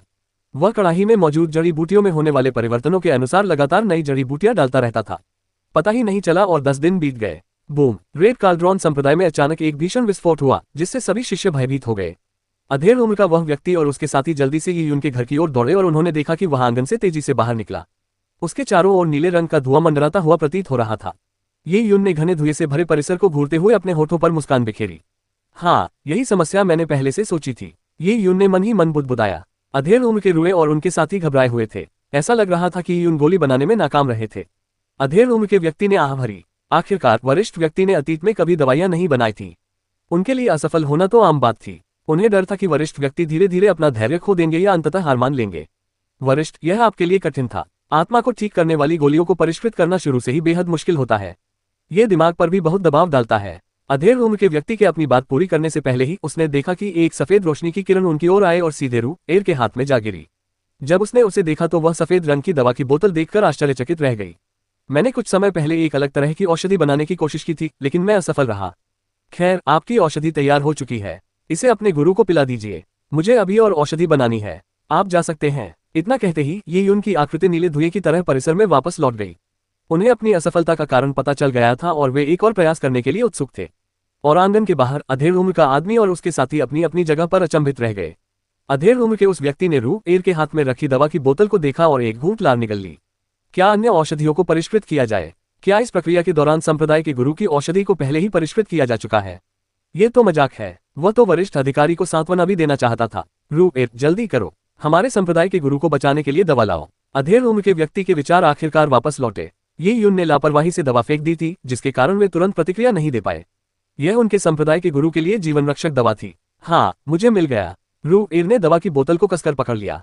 बोतल पकड़े होने के बावजूद उसे अंदर से जड़ी बूटियों की मनमोहक खुशबू आ रही थी। जल्द ही वे उस कक्ष में पहुंच गए जहां संप्रदाय के गुरु को सुरक्षित रखा गया था। रू एर ने दवा की बोतल खोली और तुरंत ही जैब की तरह सफेद एक गोली लुढ़ककर उसकी हथेली में आ गिरी। पिताजी, रू एर ने गोली को सावधानीपूर्वक अधेड़ उम्र के व्यक्ति के मुंह में रख दिया। वहां मौजूद लोग घबराकर ये दृश्य देख रहे थे। इस गोली से उनके संप्रदाय के गुरु का अस्तित्व और उनके रेड काल्ड्रॉन संप्रदाय का भविष्य तय होना था। सभी लोग सांस रोककर देख रहे थे। इतनी खामोशी थी कि पिन गिरने की आवाज भी सुनाई दे सकती थी। सभी लोग ज्यादा परेशान न हो। आत्मा की मुक्ति में समय लगता है। इसके अलावा संप्रदाय के गुरु 10 वर्षों से कोमा में हैं। चिंता करने का कोई फायदा नहीं है। आइए धीरे धीरे प्रतीक्षा करें। जैसे ही उस अधेड़ उम्र के व्यक्ति ने ये कहा, बीमार बिस्तर पर लेटा अधेड़ व्यक्ति अचानक कांप उठा। उसके बाद उसकी उंगलियां धीरे धीरे मुड़ने लगीं। खांसी खांसी। अधेड़ उम्र के उस व्यक्ति की आंखें बंद ही रहीं। हालांकि उसके गले से हल्की खांसी की आवाजें आ रही थीं। ऐसा लग रहा था मानो इतने लंबे समय तक सांस न लेने के बाद अचानक सांस लेने से उसके फेफड़ों को तालमेल बिठाने में दिक्कत हो रही हो। क्या वहां मौजूद रेड काल्ड्रॉन सेक्ट के सभी शिष्यों के दिल की धड़कनें रुक गईं। उस अधेड़ उम्र के व्यक्ति की हर हरकत उनकी हर धड़कन को प्रभावित कर रही थी। मेरे साथ क्या हुआ? क्या हुआ? अधेड़ उम्र के उस व्यक्ति का शरीर धीरे धीरे कांप उठा क्योंकि उसकी बंद धंती नाभि वाहिनी खुलने लगी थी। युआनची की धाराएं पानी की तरह उसकी नसों में प्रवाहित होने लगी। उसने धीरे धीरे अपनी आंखें खोली और भीड़ पर एक टकटकी भरी नजर डाली। उसकी आवाज ऐसी लग रही थी जैसे वह सपने में हो। सचमुच उसे ऐसा महसूस हो रहा था जैसे उसने कोई बहुत लंबा सपना देखा हो। उसे यह नहीं पता था कि वह सपना कितनी देर तक चला। उस समय रू एर पहले से ही रो रही थी। पापा। रू एर हवा के झोंके की तरह उस अधेड़ उम्र के व्यक्ति की बाहों में कूद पड़ी। संप्रदाय के गुरु जाग गए हैं। अधेड़ उम्र के उस व्यक्ति ने अपनी लाल आंखों को मल लिया। 10 साल बीत चुके थे। लाल कड़ाही संप्रदाय उनके कंधों पर कई भारी जिम्मेदारियां लांघते हुए किसी तरह चल रहा था। कहा जा सकता है कि उस गोली ने लाल कड़ाही संप्रदाय के सभी लोगों को बचा लिया था। अध्याय 1136 असंख्य अमर मंडप। अनुवादक सीकेटेलन, संपादक सीकेटेलन। रेड काल्ड्रॉन सेक्ट, जो हवा में जलती मोमबत्ती की तरह था, आखिरकार बच निकला। रेड काल्ड्रॉन संप्रदाय के प्रमुख के लिए ऐसा लगा जैसे उन्हें नया जीवन मिल गया हो। वे अपनी बेटी रू एर को यी यून को श्रद्धांजलि देने के लिए लाए। जब वे यी यून के निवास पर पहुंचे तो उन्होंने देखा कि यी यून ध्यान में लीन है, इसलिए वे चुपचाप बाहर यी यून के ध्यान समाप्त होने का इंतजार करने लगे। अंदर आ जाओ, यी यून ने कहा। तभी रेड काल्ड्रॉन सेक्ट के प्रमुख ने महल का दरवाजा खोला और यी यून को सम्मानपूर्वक प्रणाम किया। वरिष्ठ ही, मैं रेड काल्ड्रॉन संप्रदाय का संप्रदाय प्रमुख लिन त्यानचेन हूँ। मेरी जान बचाने के लिए आपका धन्यवाद वरिष्ठ। लिन त्यानचेन के बगल में खड़ी रूए ने तुरंत एक कनिष्ठ की तरह झुककर अभिवादन किया। रेड काल्ड्रॉन संप्रदाय के लिए ये यून निश्चित रूप से एक असाधारण रूप से शक्तिशाली वरिष्ठ थे। हमने तो एक दूसरे से सिर्फ फायदे ही उठाए हैं। मुझे आत्मा को पोषण देने वाली लकड़ी की जरूरत है, इसलिए तुम्हारी जान बचाना तो बस संयोगवश हुआ, कोई खास बात नहीं। जहां तक आत्मा को पोषण देने वाली लकड़ी की बात है, वह मेरे लिए बेहद उपयोगी है, इसलिए अगर पैसों की बात करें तो शायद मैंने कम ही खर्चा किया है। ये यून ने साफगोई से कहा।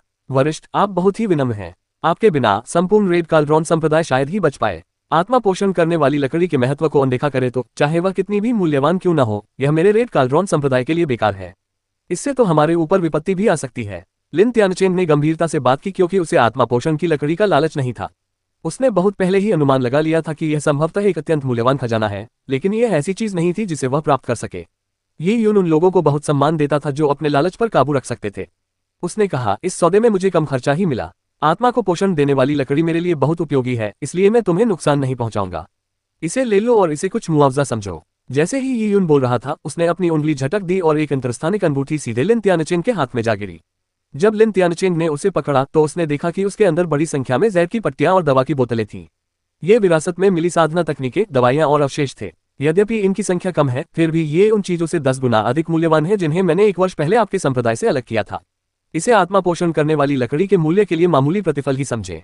इसे दूसरों को न बताएं और न ही आत्मा पोषण करने वाली लकड़ी के बारे में कोई जानकारी लीक करें, अन्यथा आप अपने लिए ही मुसीबत मोल लेंगे। ये यून ने वर्षों में अनगिनत शत्रुओं को मार गिराया था। उसने अपार धन संपत्ति अर्जित कर ली थी, लेकिन उसकी नींव इतनी मजबूत थी कि संसाधनों की गुणवत्ता को लेकर उसकी अपेक्षाएं अत्यंत उच्च थी। एक सामान्य सर्वोच्च शक्ति का संग्रह भी ये यून की साधना के लिए उपयोगी नहीं हो सकता था। इसलिए ये यून बिना किसी संकोच के इन वस्तुओं को उदारतापूर्वक दान कर देता था। अपनी जरूरत की हर चीज खरीदें और देखें। अपनी जरूरत की हर चीज खरीदें। एली एक्सप्रेस ऐप खोलें। अपनी जरूरत की हर चीज खरीदें और देखें। अपनी जरूरत की हर चीज खरीदें। एली एक्सप्रेस ऐप खोलें। रेड काल्ड्रॉन संप्रदाय के लिए अंतरस्थानिक वलय में मौजूद वस्तुएं संप्रदाय के विस्तार और उसकी शक्ति को एक नए स्तर तक ले जाने के लिए पर्याप्त थी। ऐसे में लिन त्यानचेन का उत्तेजित न होना स्वाभाविक था। उसने गहरी सांस ली और इनकार नहीं किया। उसने रूएर के बयान से सुना था और जानता था कि ये सभी उनके लिए कुछ भी नहीं थे। धन्यवाद सीनियर। ठीक है, क्या आप जानते हैं कि असंख्य दिव्य क्षेत्रों में व्यापार के मामले में सबसे समृद्ध स्थान कौन सा है? हालांकि यून ने दिव्य रसायन शास्त्री के नोट्स में असंख्य दिव्य क्षेत्र से संबंधित अभिलेख देखे थे, लेकिन वे करोड़ों वर्ष पुराने थे। इतने लंबे समय के बाद असंख्य दिव्य क्षेत्र के गुटों में बहुत बड़े परिवर्तन हो चुके थे। ये यून कुछ हद तक चिंतित था। उसे यकीन नहीं था कि वह असंख्य दिव्य क्षेत्र से अपनी मनचाही चीजें प्राप्त कर पाएगा या नहीं। ये यून सोल रिटर्निंग रूट का उपयोग करके हॉलो सोल पिल्स का एक बर्तन तैयार करना चाहता था। हॉलो सोल पिल्स न केवल लिंग शी एर की जान बचा सकी, बल्कि वे ये उनके लिए भी बहुत फायदेमंद साबित हुई। दिव्य रसायनज्ञ के अभिलेखों के अनुसार खोखली आत्मा की गोली का सेवन करने से व्यक्ति की आत्मा में एक कायापलट परिवर्तन होता है, जिससे व्यक्ति की मानसिक शक्ति में अत्यधिक वृद्धि होती है। उनके लिए योद्धा की आत्मा विशेष रूप से महत्वपूर्ण थी। अंतर्दृष्टि प्राप्त करने, नियमों को नियंत्रित करने, आत्मा के आक्रमण उत्पन्न करने, बोध की जांच करने, औषधियों को परिष्कृत करने, हथियारों को परिष्कृत करने, व्यवस्था स्थापित करने आदि के लिए एक मजबूत आत्मा आवश्यक थी। ये यून की आत्मा कमजोर नहीं थी, लेकिन वह संतुष्ट नहीं था। उसके पास बैंगनी क्रिस्टल था और उस बैंगनी क्रिस्टल पर नियंत्रण उसकी आत्मा और मानसिक शक्ति पर निर्भर था। बैंगनी क्रिस्टल की शक्तियों के प्रत्येक उपयोग से उसकी आत्मा की शक्ति का एक अच्छा खासा हिस्सा समाप्त हो जाता था। उदाहरण के लिए गोलियों के शोधन में ये यून की सबसे बड़ी प्रतिभा बैंगनी क्रिस्टल से जुड़ी थी। बैंगनी क्रिस्टल द्वारा औषधीय सार के निष्कर्षण और नियंत्रण के माध्यम से ये यून ने अपने प्रारंभिक वर्षों में ही निर्जन स्वर तकनीक में असाधारण प्रतिभा का प्रदर्शन किया था। वह कई मामलों में लुओहुआर से श्रेष्ठ था, जो वर्षों से निर्जन स्वर तकनीक का अभ्यास कर रही थी। यदि उसकी आत्मा शक्तिशाली होती तो उसकी शक्ति दुगुनी हो जाती। बैंगनी क्रिस्टल पर उसका नियंत्रण और भी आसान हो जाता। हालांकि हॉलो सोल पिल को परिष्कृत करने के लिए उन्हें अन्य पूरक जड़ी बूटियों की खोज करनी पड़ी, और उनमें से हर एक जड़ी बूटी अत्यंत मूल्यवान थी। 2 सबसे कठिन पूरक जड़ी बूटियों को नेदरवर्ल्ड सैंड और हेवन एक्वा कहा जाता था। ये दोनों जड़ी बूटियां प्राकृतिक खजाने थी जो 2 अलग अलग चरम वातावरणों में दुनिया की आध्यात्मिक ऊर्जाओं से पोषित होकर पैदा हुई। ऐसे वातावरण मिलना पहले से ही मुश्किल था जो इन परिस्थितियों के अनुकूल हो, और यहाँ तक कि इन वातावरणों में भी स्वर्गीय जल या पाताल लोक की रेत जैसी जड़ी बूटियां पैदा होना जरूरी नहीं था। बेशक ये दोनों जड़ी बूटियां ही उनके हाथों में मौजूद आत्मा को लौटाने वाली जड़ की तुलना में कम मूल्यवान थी। सोल रिटर्निंग रूट के आकार के अनुसार यदि उसे पर्याप्त नेदरवर्ल्ड सैंड और हेवन एक्वा मिल जाता तो ये यून लगभग 6 या 7 हॉलो सोल पिल्स को परिष्कृत करने में सक्षम था। लिंग शी एर को शायद 2 की जरूरत थी और बाकी का इस्तेमाल ये यून अपनी आत्मा को बढ़ाने के लिए कर सकता था। वरिष्ठ दिव्य क्षेत्र की सबसे बड़ी व्यापारिक कंपनी मायरीड इमॉर्टल पवेलियन है। इसका एक लंबा और गौरवशाली इतिहास है और इसमें दिव्य खजानों का विशाल भंडार है। वरिष्ठ, आपको वहां निश्चित रूप से वह सब कुछ मिल जाएगा जो आप चाहते हैं। असंख्य अमर मंडप। ये यून ने दिव्य रसायन शास्त्री के नोट्स में यह नाम देखा था। हालांकि करोड़ों साल पहले मायरीड इमॉर्टल पवेलियन शीर्ष 10 व्यापारिक कंपनियों में भी शामिल नहीं था। उसे आश्चर्य हुआ कि अब ये सबसे बड़ा गुट बन गया है।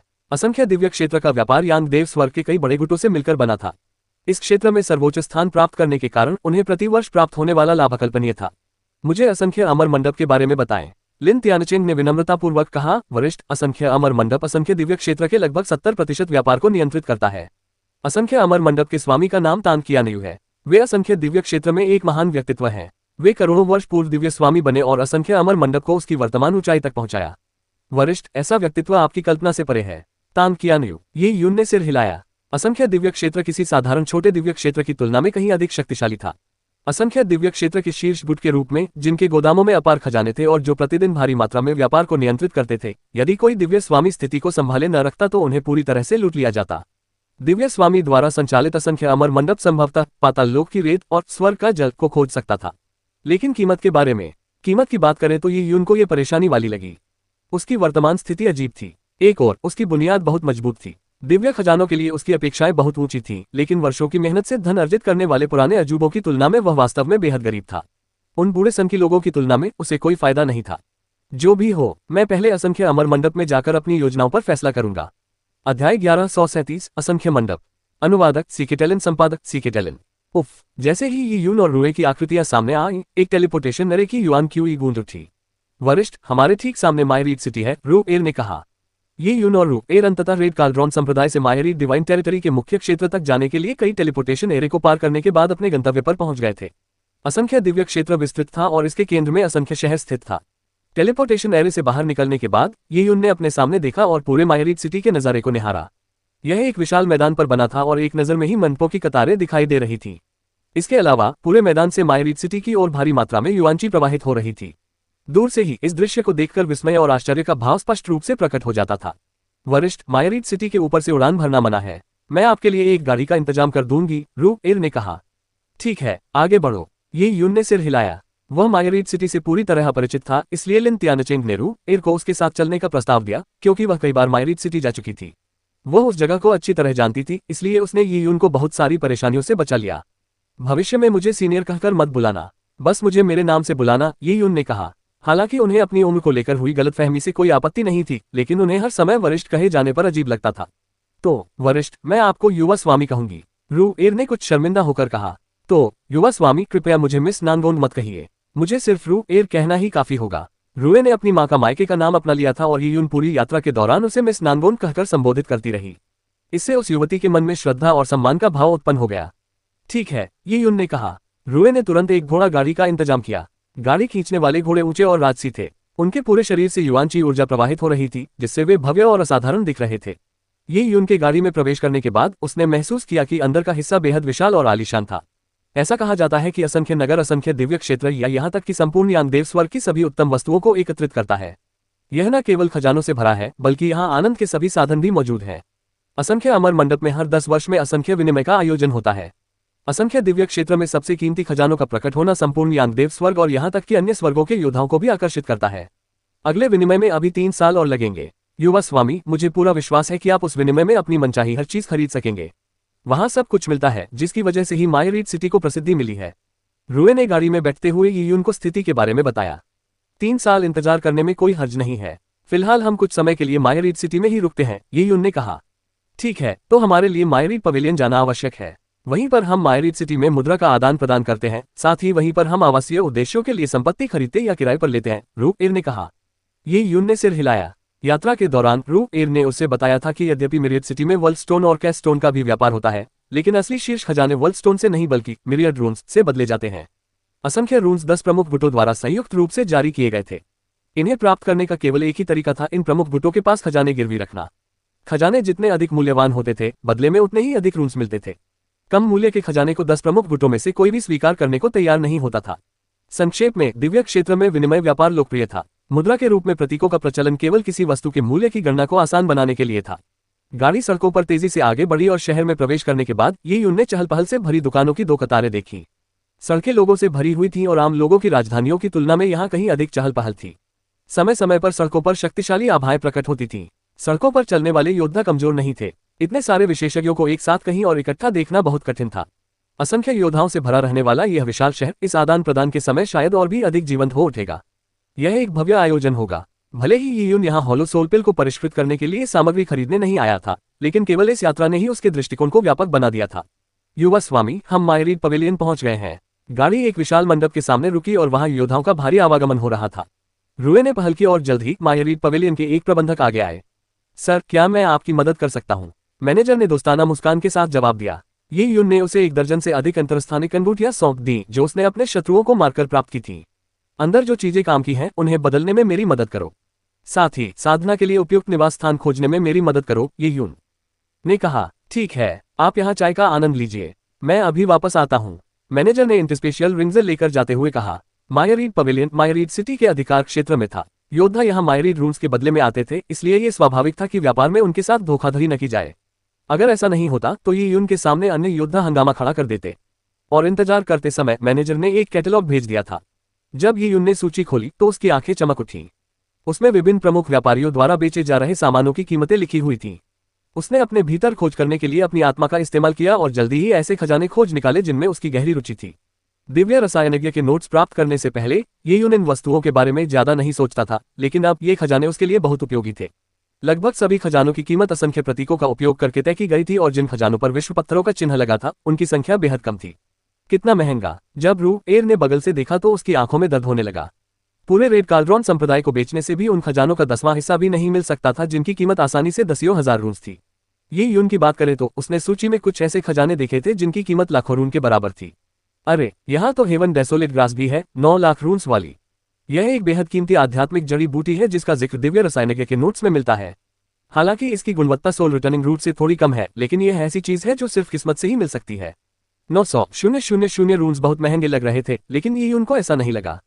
उसने इसकी तुलना अन्य खजानों की कीमतों से की और पाया कि कई ऐसे खजाने जिनकी कीमत यून को स्वर्ग की निर्जन घास के 100वें हिस्से के बराबर भी नहीं लगती थी, उनकी कीमत 200,000 से 300,000 रून्स थी। ये कीमत स्पष्ट रूप से अतार्किक थी। ये यून ने अपनी ठुड्डी पर हाथ फेरा। ऐसा लगता है कि दुनिया में इतने प्रकार के खजाने हैं कि असंख्य दिव्य क्षेत्र भी हर खजाने की कीमत से पूरी तरह वाकिफ नहीं है।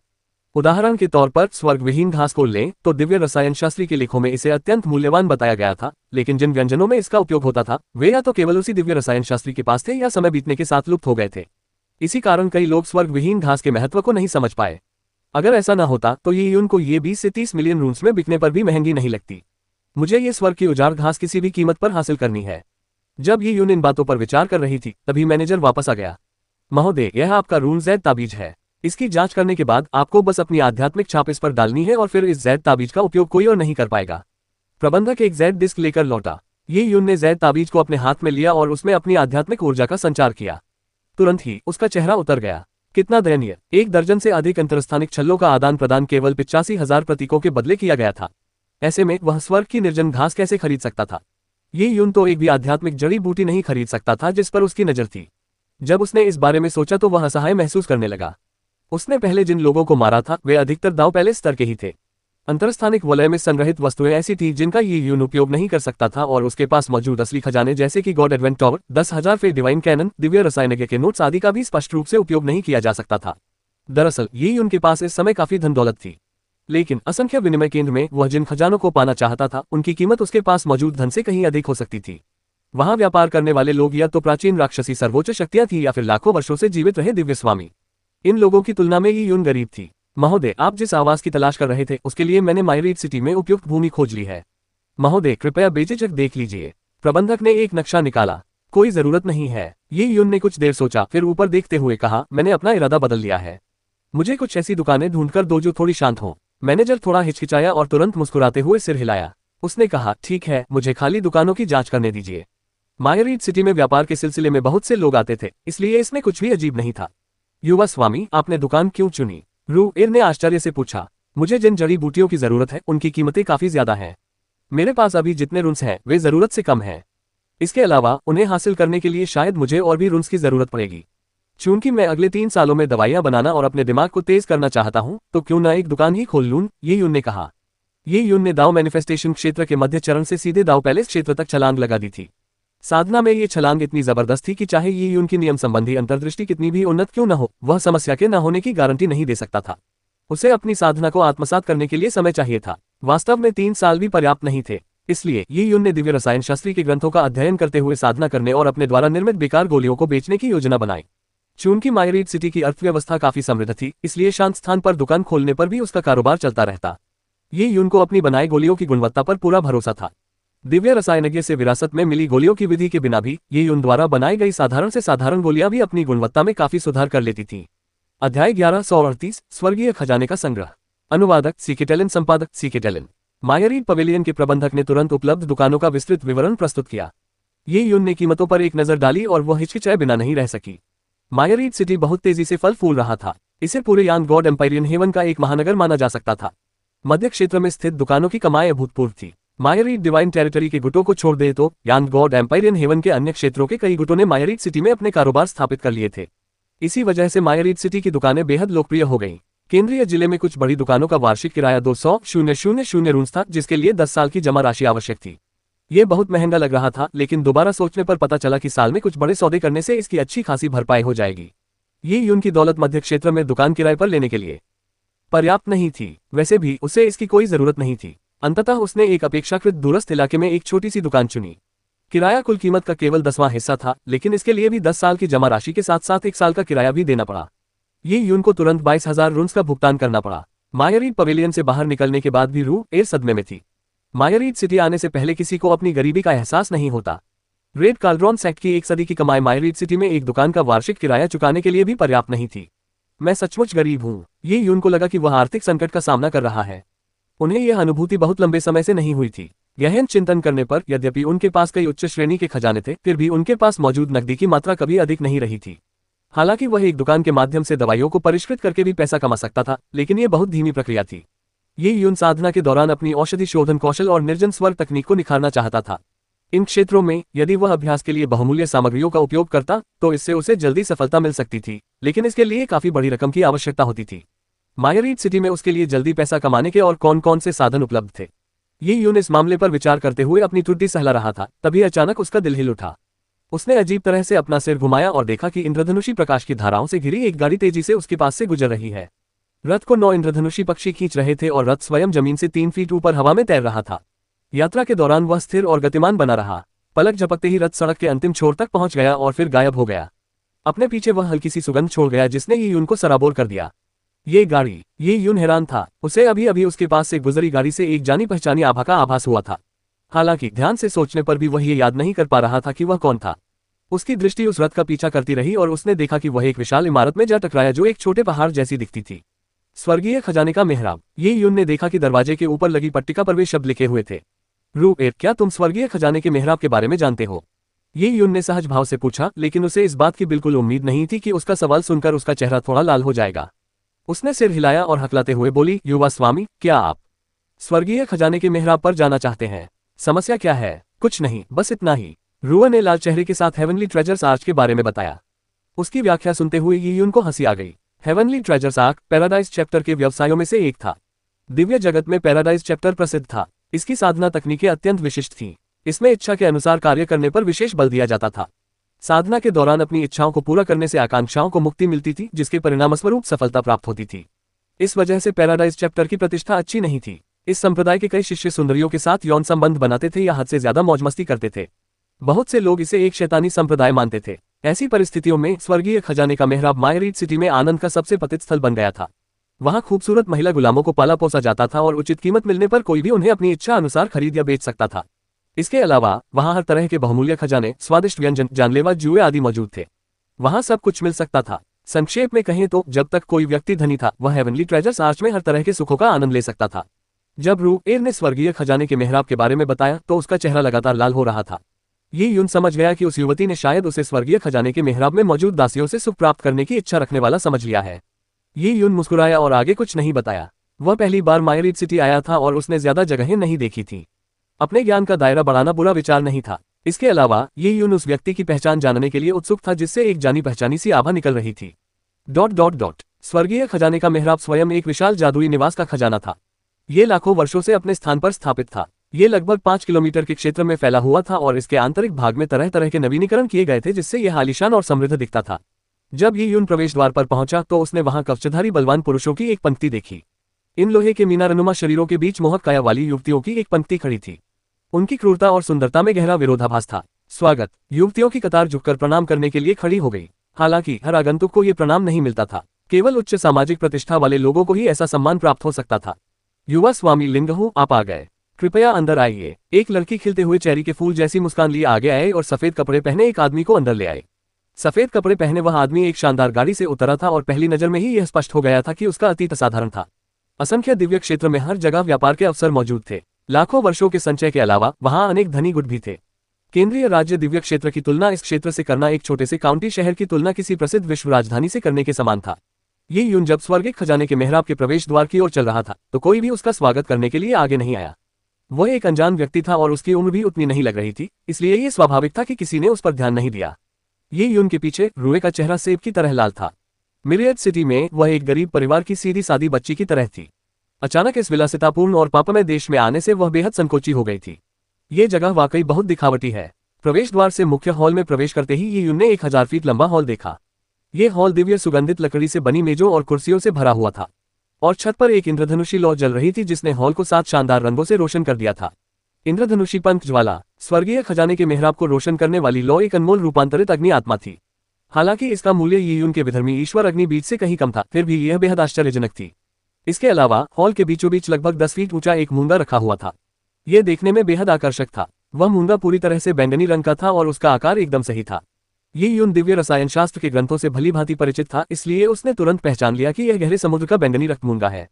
संभवतः ये लगभग 10 लाख वर्ष पुराना था। इस तरह का बैंगनी रक्त मूंगा शुद्धिकरण के लिए एक बहुमूल्य जड़ी बूटी थी, लेकिन अब इसका उपयोग सजावट के रूप में किया जा रहा था। इसने न केवल क्षेत्र की सुंदरता को बढ़ाया बल्कि हॉल को युआनची से भी समृद्ध किया। क्या पैराडाइज चैप्टर इतना अमीर है?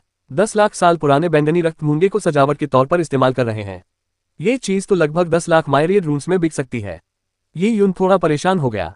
वह इतना गरीब था, फिर भी पैराडाइज चैप्टर की फिजूल खर्ची एक नए ही स्तर पर पहुंच गई थी। हाँ, हेवनली ट्रेजर्स आर्च ने पर्पल ब्लड कोरल को भी निकाल लिया है। वाकई फेरी यूकिन के साथ किया गया व्यवहार बिल्कुल अलग है। बिल्कुल सही, हम भी भाग्यशाली रहे हैं।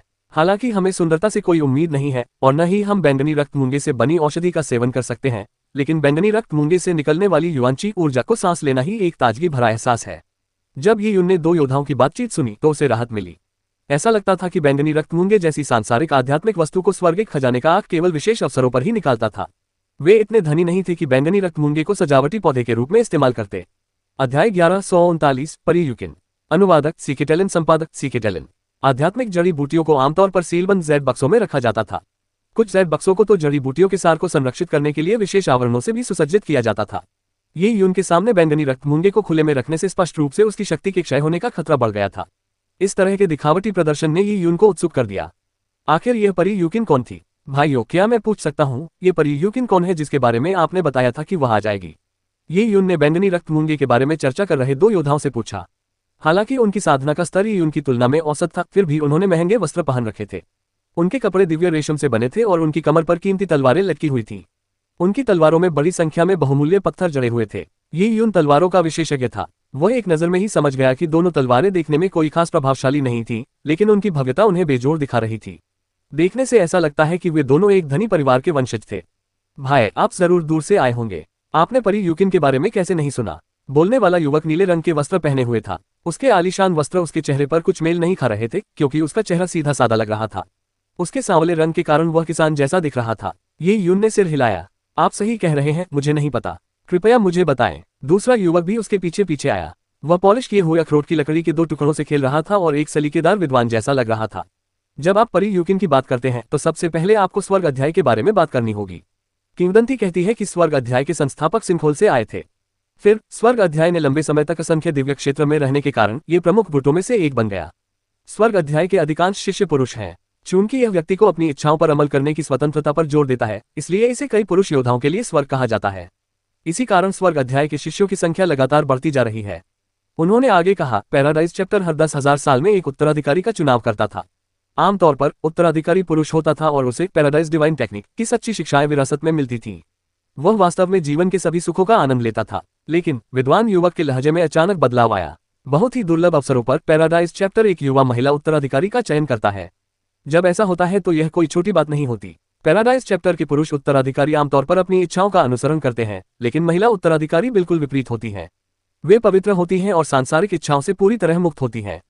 परी यूकिन की बात करें तो वह पैराडाइज चैप्टर की वर्तमान उत्तराधिकारी हैं। वह 3 साल पहले प्रकट हुई और बहुत जल्द ही मायरी डिवाइन टेरिटरी में अपना नाम कमा लिया। उनका शरीर सिमुर्ग और फीनिक्स के मिलन से बना है। उनकी साधना की तकनीकों के अलावा जो भी उनका दिल जीत लेता है और उनके साथ संबंध बनाता है, उसे ऐसी चिकनी और गोरी त्वचा का अद्वितीय आनंद मिलता है जो रेशमी झरने के पानी की तरह पिघल जाती है। इसके बाद तो कोई भी बिना पछतावे के मर सकता है। विद्वान युवक ऐसे बोल रहा था मानो उसकी आत्मा उड़ रही हो। यीयुन को ये देखकर हंसी आ रही थी। वह देखने में तो काफी नेक लग रहा था, लेकिन असल में वह एक और बेहद कामुक व्यक्ति था। उसी क्षण ईमानदार दिखने वाले युवक ने कहा, हाँ, ऐसी बेमिसाल औरत पर हमारी नजर नहीं पड़नी चाहिए। भाई, तुम्हारे जूते में रहकर देखना बेहतर है। तुम्हारे साथ वो खूबसूरत युवती है। वो प्यारी है, आज्ञाकारी है और मुझे यकीन है कि वो तुम्हें रात में खूब मजा देगी। सच में तुम्हारे पास एक खूबसूरत लड़की है। ईमानदार दिखने वाले उस युवक ने बोलते समय रू एर की ओर देखा। उसने यीयुन को एक ऐसा भाव दिया जिसे कोई भी आदमी समझ सकता था। रू एर के चेहरे का लाल रंग और गहरा हो गया। ये व्यक्ति क्या बकवास कर रहा था? उसे समझ नहीं आ रहा था कि क्या कहे। ये यून तो बस मुस्कुराया और कुछ भी समझाने की जहमत नहीं उठाई। अचानक हॉल में हलचल मच गई। जैसे ही सुंदर युवतियों की एक कतार खड़ी हुई, हेवनली ट्रेजर्स आर्च के कुछ प्रबंधक जल्दी से बाहर निकल गए। अरे, कोई बड़ा आदमी आ रहा है। लोग उनका स्वागत करने के लिए आए और कुछ प्रबंधकों ने एक साथ विनम्रतापूर्वक कहा, युवा मास्टर हाओयू का स्वागत है। मैं सोच रहा था कि स्वर्गीय खजाने के मेहराब से इतना भव्य स्वागत किसे मिला होगा। तो ये तो असंख्य अमर मंडप के जुओक्यू हाओयू हैं, विद्वान युवक ने ईर्ष्या से कहा। क्या वह मायरी डेमोटल पवेलियन का कोई युवा गुरु है? मायरी डेमोटल पवेलियन मायरी डिवाइन टेरिटरी का सबसे बड़ा गुट था। युवा स्वामी कहकर संबोधित किया जाना यह दर्शाता है कि मायरी डेमोटल पवेलियन में उनका दर्जा असाधारण था। ऐसे सम्मान का मिलना कोई आश्चर्य की बात नहीं थी। युवा मास्टर हाओयू भी आए थे। ये तो स्वाभाविक है। यह कोई रहस्य नहीं है कि जुओक्यू हाओयू परीयुकिन को रिझाने की कोशिश कर रहा है। अगर जुओक्यू हाओयू उसका दिल जीत लेता है तो न केवल उसे शारीरिक आनंद मिलेगा, बल्कि उसके साधना स्तर में भी उसके सिमुर्ग और फीनिक्स के मिश्रित शरीर से अपार वृद्धि होगी। साथ ही अगर वह पैराडाइज चैप्टर के साथ गठबंधन कर लेता है तो मायरी डेमोटल पवेलियन में उसकी स्थिति में बहुत सुधार होगा। जब भीड़ आपस में बातचीत कर रही थी तभी लोगों का एक समूह अंदर आया। समूह का नेतृत्व कर रहा व्यक्ति आलीशान कपड़े पहने हुए था। यह आकर्षक युवक संभवतः जुओक्यू हाओयू था। उसका रूप रंग प्रभावशाली था और उसका व्यक्तित्व किसी म्यान से निकली तलवार के समान था। वह स्पष्ट रूप से एक विशिष्ट कुलीन व्यक्ति था जो बाकियों से श्रेष्ठ था। हेवनली ट्रेजर्स आर्च के प्रबंधकों ने जुओक्यू हाओयू को एक लग्जरी बॉक्स में ले गए। यह देखने में मामूली सी लगने वाली घटना कई लोगों का ध्यान आकर्षित करने में सफल रही। हेवनली ट्रेजर्स आर्च के सबसे शानदार विलासितापूर्ण बक्से स्वर्ग श्रेणी का बक्सा और उससे थोड़ा कमतर पृथ्वी श्रेणी के बक्से थे। पृथ्वी श्रेणी के कई बक्से थे, लेकिन स्वर्ग श्रेणी का केवल एक ही बक्सा था। लोगों को पहले उम्मीद थी कि जुओक्यू हाओयू को स्वर्ग श्रेणी का बक्सा दिया जाएगा, इसलिए जब प्रबंधकों ने जुओक्यू हाओयू को स्वर्ग श्रेणी का बक्सा दिया तो वे चौंक गए। व्यवस्था देखकर जुओक्यू हाओयू ने थोड़ा सा माथा सिकोड़ा, लेकिन तभी एक प्रबंधक ने जुओक्यू हाओयू के कान में कुछ फुसफुसाया। इससे उसके चेहरे पर तुरंत समझदारी का भाव आ गया। वह बिना किसी परेशानी के पृथ्वी श्रेणी के बक्से में चला गया। निस्संदेह स्वर्ग श्रेणी के बक्से में बैठा व्यक्ति जुओक्यू हाओयू से कहीं अधिक उच्च कोटि का था। इससे लोगों में जिज्ञासा पैदा हो गई, हेवन क्लास बॉक्स में कौन था? मायरीड सिटी में जाहिर तौर पर कई ऐसे लोग थे जिनका दर्जा जुओक्यू हाओयू से कहीं अधिक था, जैसे कि शक्तिशाली गुटों के बुजुर्ग। हालांकि उस तरह के बुजुर्ग लोग स्वर्ग के खजाने के मेहराब पर परीयुकिन का वीणा वादन सुनने नहीं आते थे। आखिरकार ये तो युवाओं की दुनिया थी। उसी क्षण हॉल के भीतर से सितार की सुरीली धुन सुनाई दी। सितार की धुन बेहद भावपूर्ण थी, मानो अमर आत्माओं का मधुर संगीत हो। यहाँ तक कि यून का दिल भी भावुक हो गया। धुन किसी गीत जैसी थी, लेकिन साथ ही साथ उसमें उदासी भी थी। यह एक बहुत ही खास सितार धुन थी। ये यून ने अपने साथ बातचीत कर रहे दोनों युवकों पर एक नजर डाली। वे वीणा की धुन में तुरंत खो गए थे। वे अकेले नहीं थे, हॉल में मौजूद हर कोई मदहोश सा लग रहा था। सितार की धुन वाकई असाधारण थी। ये यून ने महसूस किया कि वीणा की धुन में अत्यंत शक्तिशाली मानसिक शक्तियां निहित हैं जो इसे सुनने वाले किसी भी व्यक्ति की आत्मा को प्रभावित कर सकती हैं। इसके अलावा ध्वनि तरंगों के प्रतिध्वनित होने के साथ आसपास के नियम स्वाभाविक रूप से संघनित होने लगे, जिससे अदृश्य ध्वनि प्रतीक बन गए जो शून्य में नृत्य करते थे। सितार से ध्वनि वाले मंत्र नहीं बल्कि नियम उत्पन्न हो रहे थे। जिता दाओ और आत्मा के नियम। ये यून ने ऐसा मूल्यांकन प्रस्तुत किया। ये परीयुकिन की वीणा की धुन है। ये किसने कहा? यह अज्ञात था। ये सुनकर सबकी निगाहें उस धुन के स्रोत की ओर मुड़ गईं। वहां उन्होंने देखा कि हॉल के मध्य से एक दर्जन से अधिक सफेद जटाएं नीचे उड़ रही थी। एक अमर धुंध छाई हुई थी और एक आकृति परी की तरह लहराते बालों के साथ नीचे उतर रही थी, मानो वह नश्वर दुनिया में आए हो। उसके हाथ में एक वीणा थी और उसकी धुन से उत्पन्न लहरें हर दिशा में फैल रही थीं। ये लहरें पानी की तरह थीं जो उसके सुंदर चेहरे पर प्रकाश डाल रही थी, जिसे उसने धीरे धीरे ऊपर उठाया। पल भर में ऐसा लगा मानो पूरे हॉल से रंग गायब हो गया हो। यहाँ तक कि खूबसूरत बैंगनी रक्त मूंगा भी फीका लगने लगा। उसे देखते ही ये यून भी खुद को शांत नहीं रख सका। वह सचमुच परिपूर्ण और दोषरहित थी। चाहकर भी उसमें कोई कमी निकालना असंभव था। भोग विलास के अंधेरे में होने के बावजूद वीणा वादक परी, जो स्वर्ग अध्याय की उत्तराधिकारी थी, पवित्र और निर्मल प्रतीत होती थी। यह असंभव सा लगता था कि कोई उसे अपवित्र करने की इच्छा रखेगा। सितार की मधुर धुनों के बीच कई लोगों ने मंत्रमुग्ध होकर उन्हें देखा। ऐसा लग रहा था मानो वे उसके लिए अपनी जान देने को भी तैयार हों। बेशक ये उन पर इसका कोई असर नहीं हुआ। उसकी आत्मा शक्तिशाली थी और आसानी से विचलित नहीं होती थी। मैंने जाहिर तौर पर इस परीयुकिन को पहले कभी नहीं देखा है। ये यून ने परीयुकिन के सुंदर चेहरे को देखा और सोचने लगा। उसे कोई भी ऐसी महिला याद नहीं आ रही थी जो उससे मिलती जुलती हो।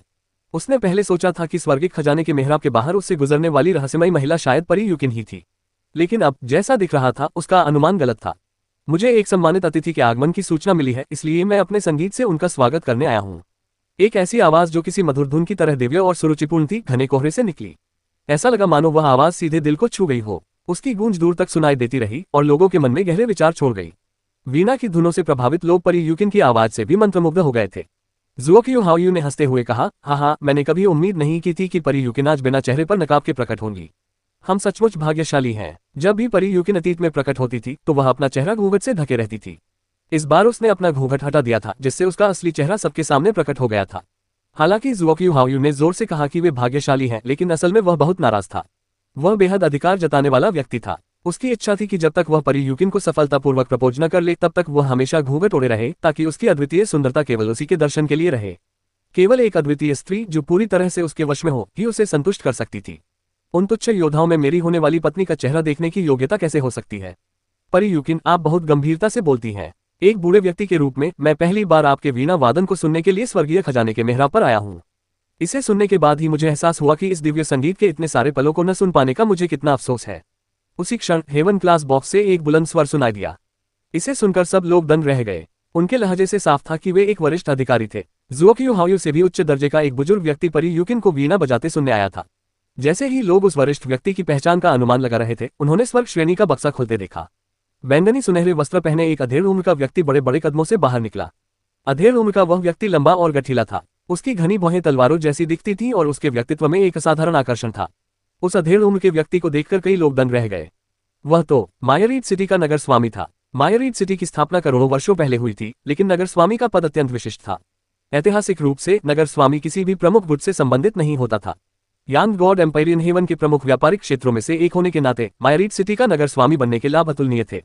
यही कारण था कि प्रमुख बुद्ध नहीं चाहते थे कि नगर स्वामी का पद उनके प्रतिद्वंद्वियों के हाथ में जाए, अन्यथा प्रमुख बुटों के बीच का महत्वपूर्ण संतुलन बिगड़ जाता। ऐसी परिस्थितियों में विभिन्न प्रमुख बुटों के पास समझौता करने के अलावा कोई विकल्प नहीं था। उन्होंने मायरीड सिटी के नगर प्रमुख के रूप में एक निष्पक्ष अद्वितीय विशेषज्ञ को चुना।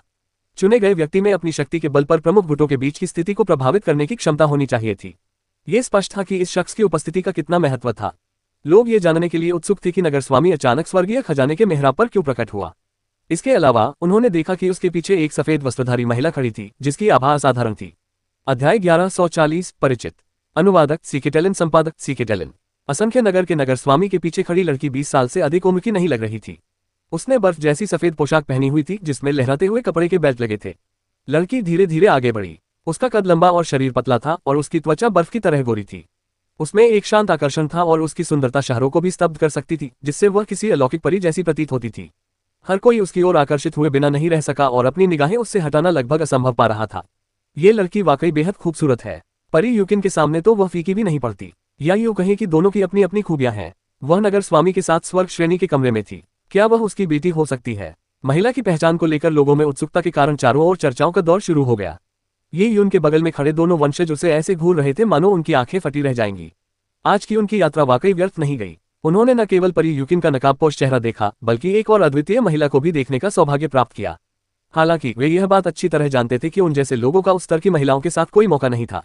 दोनों को तब निराशा हुई जब उन्हें एहसास हुआ कि ये यून सफेद कपड़े पहनी महिला को ध्यान से घूर रही थी और कुछ खोई खोई सी लग रही थी। भाई, उसे देखना व्यर्थ है। ऐसी स्त्रियां हमसे बिल्कुल अलग दुनिया में रहती हैं। उसके प्रति आसक्त होने से केवल तुम्हारा ही दुख होगा। ईमानदार दिखने वाले उस युवक ने बात की और सांत्वना के रूप में यून के कंधे पर थपथपाया। ये यून ने केवल एक गहरी सांस ली और उस ईमानदार दिखने वाले युवक को देखकर मुस्कुराए। उसने कुछ भी नहीं समझाया। उसे दिव्य क्षेत्र में किसी परिचित चेहरे को देखने की उम्मीद बिल्कुल नहीं थी। इतना ही नहीं, उस व्यक्ति की आभा और शक्ति में भी बहुत बड़ा अंतर आ गया था। वह इतनी अलग थी कि यून उसे तुरंत पहचान नहीं पाए। वह महिला कभी यून की प्रतिद्वंदी राजकुमारी व्हाइट फॉक्स थी। कई साल पहले यून ने आदिम स्वर्ग में प्रवेश किया था और उसकी शक्ति राजकुमारी व्हाइट फॉक्स से कहीं कम थी। संयोगवश जब यून ने बैंगनी क्रिस्टल अराजकता पत्थरों का रहस्य जान लिया और अस्तित्व के 10,000 दानव चक्र और प्रमुख विनाश के मार्ग का ज्ञान प्राप्त किया, तभी वह प्रशिक्षण परीक्षाओं में राजकुमारी व्हाइट फॉक्स से आगे निकल पाया। बाद में यून आनंदमय वर्षा देवता का शिष्य बन गया और लुओ वंश को छोड़ दिया। इसके बाद वह नीले वन के विशाल लोक की यात्रा पर निकल पड़ा, जिसके कारण वह राजकुमारी श्वेत लोमड़ी को देखने में असमर्थ हो गया। उसने कभी कल्पना भी नहीं की थी कि यांग देव स्वर्ग में उसकी मुलाकात राजकुमारी से होगी। राजकुमारी श्वेत लोमड़ी यांग देवता के स्वर्ग में क्यों आए? इसके अलावा वह मिरियड सिटी के नगर स्वामी को कैसे जानती थी? ये यून कुछ हद तक असमंजस में थी। उन्हें इतना तो पता था कि राजकुमारी श्वेत लोमड़ी की शक्ति में अभूतपूर्व वृद्धि हुई थी। वह पहले से ही अद्वितीय प्रतिभा की धनी थी और अब बढ़ी हुई शक्ति के साथ वह और भी अधिक शक्तिशाली हो गई थी। वह दिव्य स्वामी श्रेणी के गुट में भी स्वर्ग की प्रिय पुत्री साबित होंगी। नगर स्वामी किन, आप इसे बहुत औपचारिक बना रहे हैं। मुझे बहुत खुशी है कि नगर स्वामी किन आज मेरा प्रदर्शन सुन सके। परी यूकिन ने अपना वीणा उठाया और नगर स्वामी किन को प्रणाम किया। हाँ, नगर स्वामी किन ठहाका लगाकर हंसे। ये सोचकर ही आश्चर्य होता है कि बूढ़े सन की जुओं को तुम्हारे जैसा शिष्य मिल सकता है। ये सचमुच उनका आशीर्वाद है। मुझे तो उनसे थोड़ी जलन भी हो रही है। नगर स्वामी किन ने परी यूकिन की प्रशंसा करने में कोई कसर नहीं छोड़ी। वैसे तो मेरे पास कोई योग्य शिष्य नहीं है, लेकिन मेरे एक पुराने मित्र ने एक अच्छी शिष्य को अपना शिष्य बनाया है। मैं उसे आज यहाँ लाया हूँ और आप सभी से उसका परिचय कराना चाहता हूँ। जब नगर स्वामी किन बोल रहे थे तो उन्होंने अपने पीछे खड़ी राजकुमारी व्हाइट फॉक्स से कहा, वुक्सिया तुम यूकिन से अपना परिचय क्यों नहीं कराती? वुक्सिया, ये यून थोड़ा हैरान हुआ। पहले श्वेत लोमड़ी वंश के लोग राजकुमारी श्वेत लोमड़ी को राजकुमारी जुएर कहकर पुकारते थे। उसने वुक्सिया नाम कभी नहीं सुना था। उसे यकीन नहीं था कि उसने बाद में अपना नाम बदल लिया था या नहीं। झुओ यूकिन, परी यूकिन ने राजकुमारी श्वेत लोमड़ी को हल्का सा प्रणाम किया। जू वुक्सिया, राजकुमारी श्वेत लोमड़ी ने धनुष लौटा दिया। दोनों उत्कृष्ट महिलाओं ने एक दूसरे का विनम्रतापूर्वक अभिवादन किया। इसके बाद नगर स्वामी किन के एक वाक्य ने शांति भंग कर दी। परी यूकिन, मेरी पुरानी दोस्त ने वुक्सिया को प्रशिक्षण के लिए यहाँ मायरीड सिटी भेजा है। ये कितना बड़ा सहयोग है कि वुक्सिया भी जीथर दाओ और आत्मा तकनीकों का अभ्यास करती है।